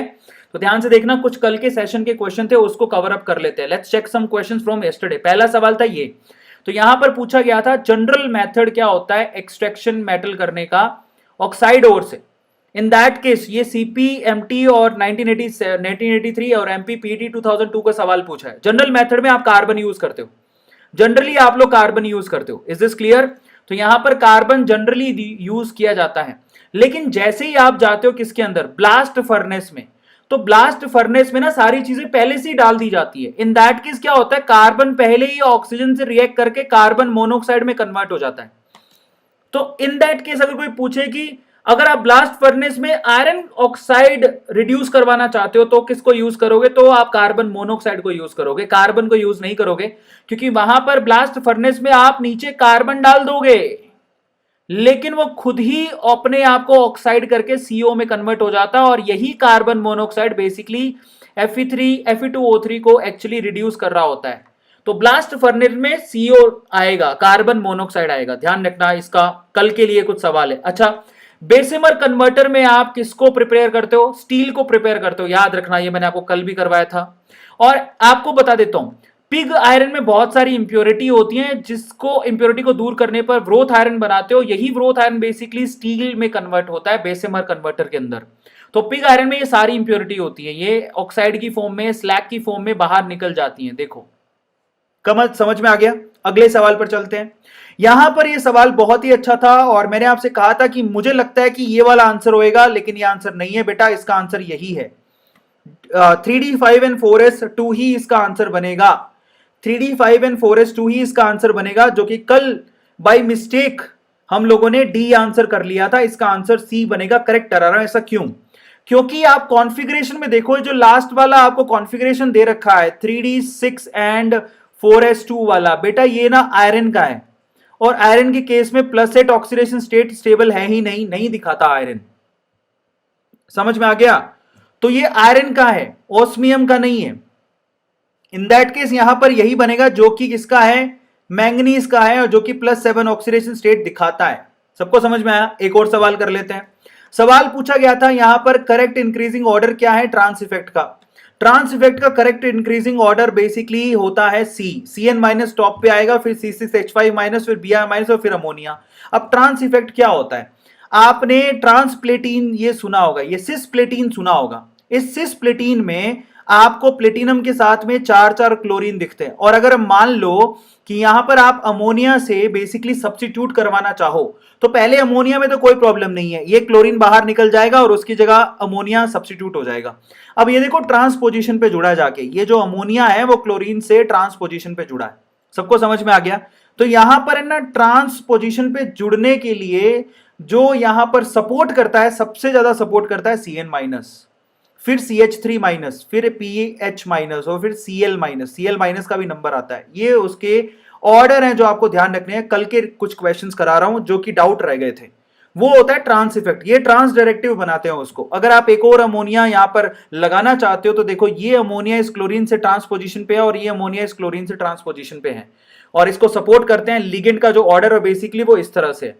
अगला सवाल पूछा गया, Jahn Teller effect is not observed in high spin complexes. ये बहुत अच्छा सवाल था और इसका आंसर D8 बनेगा। ध्यान से सुनना, जोन टेलर वाला इफेक्ट है ना, वो D8 में नहीं दिखाई देता। अब ये जोन टेलर इफेक्ट क्या होता है, ये देखो जोन टेलर इफेक्ट, जरा आप पढ़ो। एक्चुअली यहां पर एक बहुत ही इंटरेस्टिंग चीज है। ये यहां पर क्या होता है, ये देखो, Jahn Teller effect is a tetragonal distortion of octahedral complexes which arises whenever EG, जब आपके पास जो EG ऑर्बिटल्स होते हैं, कौन कौन से, DX2Y2 and DZ2 are unequally occupied. मतलब समझो ये कब पैदा होती है पोजीशन, देखो जरा, जोन टेलर वाली पोजीशन ये कब पैदा होती है, जरा आप चेक करो। ये जो आपका EG है, आपको पता है EG में DX2Y2 और DZ2 आता है, ये तो आपको पता होगा। लेकिन जब आपके पास सिर्फ एक ही इलेक्ट्रॉन होता है, तो इलेक्ट्रॉन भरने की वजह से, जिसमें आपने इलेक्ट्रॉन भरा है वो नीचे चला जाएगा भारी होके, समझ में आ गया, और ये ऊपर, यहां पर स्प्लिटिंग हो जाती है, इसी को जॉन टेलर इफेक्ट बोलते हैं। और ये तभी होता है जब आपके पास अनइक्वल, ध्यान से सुनना, जब आपके पास अनइक्वल इलेक्ट्रॉन फिलिंग होती है ईजी के अंदर। समझ में आ गया, अनइक्वल इलेक्ट्रॉन फिलिंग जब होती है ईजी के अंदर, तो आपके dx स्क्वायर वाई स्क्वायर और dz स्क्वायर ये भी आपस में स्प्लिट हो जाते हैं। और ये चीज आपको दिखाई नहीं देगी D8 के अंदर। ऐसा क्यों? हाई स्पिन D8 कॉम्प्लेक्स में ये नहीं दिखाई देगी। आपसे क्या पूछा गया था? हाई स्पिन D8 कॉम्प्लेक्स में नहीं दिखाई देगी। ऐसा क्यों? मैं आपको बताता हूं। हाई स्पिन का क्या मतलब है? ऑक्टाहेड्रल में हाई स्पिन का मतलब हो गया बेसिकली आप क्या करोगे, 3 नीचे लेके जाओगे और 2 ऊपर लेके जाओगे। अब आप इसके अंदर है ना 8 इलेक्ट्रॉन भर के बताओ, चलो 8 इलेक्ट्रॉन भरो। कैसे भरोगे? ये 1, ये 2, ये 3, हाई स्पिन है तो ऊपर जाएगा 4, 5, ये 6, ये 7, ये 8। अब आप देखो मेरी बात सुनना, D8 के अंदर आपके पास 1 इलेक्ट्रॉन यहां है और 1 इलेक्ट्रॉन यहां है, यहां पर इक्वल डिस्ट्रीब्यूशन हुआ है, इस वजह से यहां पर जॉन टेलर इफेक्ट नहीं दिखेगा, मतलब इसकी स्प्लिटिंग अब नहीं होगी। इसीलिए कहते हैं कि D8 में चीज नहीं दिखती, D7 में दिखेगी, D4 में भी दिखेगी, D9 में भी दिखेगी, लेकिन D8 में नहीं दिखेगी ये स्प्लिटिंग। स्प्लिटिंग का क्या मतलब हो गया, समझ में आ गया? ये जो स्प्लिटिंग है ना, ये वाली स्प्लिटिंग, जब आपस में ये दो भी आपस में ऊपर नीचे चले जाते हैं, ये D8 में नहीं दिखाई देता, जो मैंने आपको कल बताना भूल गया था, अब बता रहा हूं। इसके अलावा ये जो सवाल पूछा गया था, ये देखो, ये जो सवाल है कि मैग्नेटिक मूवमेंट और यहां पर हाइब्रिडाइजेशन पूछी गई थी, तो मैं आपको बताता हूं। यहां पर ये जो NO है, ठीक है, इस स्ट्रॉन्ग फील्ड की वजह से, इसको मैं आपको थोड़ा और क्लियर करता हूं। पहली बात तो यहां पर जो Fe है वो +1 ऑक्सीडेशन स्टेट पर है, मैं आपको थोड़ा सा इलैबोरेट करता हूं। पहले आप बताओ कि Fe का इलेक्ट्रॉनिक कॉन्फ़िगरेशन क्या होता है।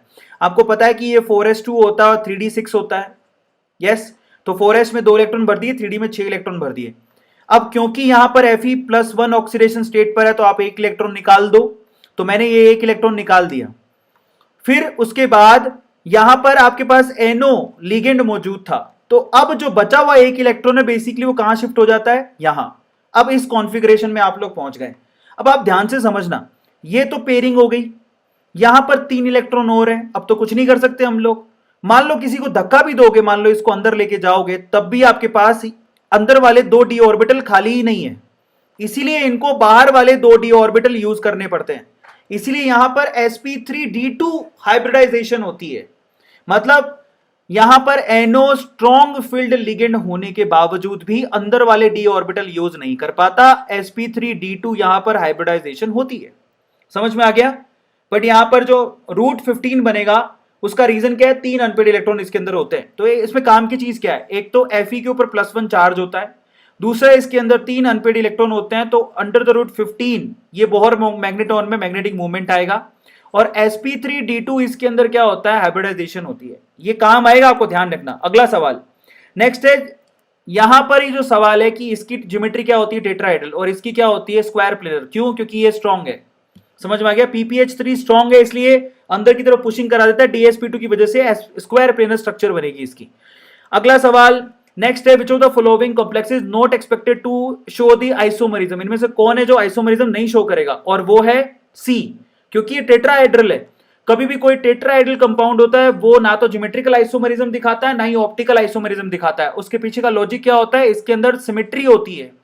ऊपर से देखने पर ऐसा दिखेगा कि ये जो मॉलिक्यूल है बेसिकली सेंटर वाला, उसके लिए चारों के केस में सिमेट्री दिखाई देती है, और यहां पर प्लेन ऑफ सिमेट्री पाई जाती है। इस वजह से यहां पर टेट्राहेड्रल कॉम्प्लेक्स कभी भी ज्योमेट्री ना तो ज्योमेट्रिकल आइसोमर दिखाता है, ना ही ऑप्टिकल आइसोमर। अगला सवाल पूछा गया, total number of possible isomer. यहां पर इस केस में total number of possible isomers क्या है। बहुत अच्छा सवाल था, और टोटल आंसर इसका बनेगा 4। अब ऐसा क्यों हुआ, आप ट्राई करो। देखो, सबसे पहले आपने कॉपर के साथ 4 अमोनिया रखे और प्लेटिनम के साथ 4 क्लोरीन रखे। समझ में आ गया? अब आप करो 3 और 1। अब आपने 3 अमोनिया रखे, 1 क्लोरीन, और आपने यहां पर करा 1 अमोनिया और 3 क्लोरीन, आपस में शिफ्ट कर दिया। 1 अमोनिया यहां डाल दिया, उसके बदले 1 क्लोरीन यहां डाल दिया। समझ में आ गया? अब अगर मान लो आप कहते हो कि सर अभी ऐसे ही करके 2 अमोनिया इधर डाल दो और 2 क्लोरीन इधर डाल दो, मतलब कॉपर के साथ 2 अमोनिया और 2 क्लोरीन, और इसी तरह से प्लेटिनम के साथ 2 अमोनिया और 2 क्लोरीन, तो ये कोई आइसोमर तो नहीं हुए, ये तो सेम हो गया। आ रहा है समझ में? क्योंकि इसमें आपस में इंटरचेंज नहीं कर पाओगे। समझो, इसका और इसका कॉम्बो बन रहा है, जरा आप चेक करो कैसे। कॉपर के साथ 4 अमोनिया है, यहां पर प्लेटिनम के साथ 4 अमोनिया है, यहां पर प्लेटिनम के साथ 4 क्लोरीन है, यहां पर कॉपर के साथ 4 क्लोरीन है। और यहां देखो कॉपर के साथ 3 अमोनिया 1 क्लोरीन, यहां प्लेटिनम के साथ 3 अमोनिया 1 क्लोरीन, यहां प्लेटिनम के साथ 1 अमोनिया 3 क्लोरीन, कॉपर के साथ 1 अमोनिया 3 क्लोरीन, तो 4 ही बनेंगे।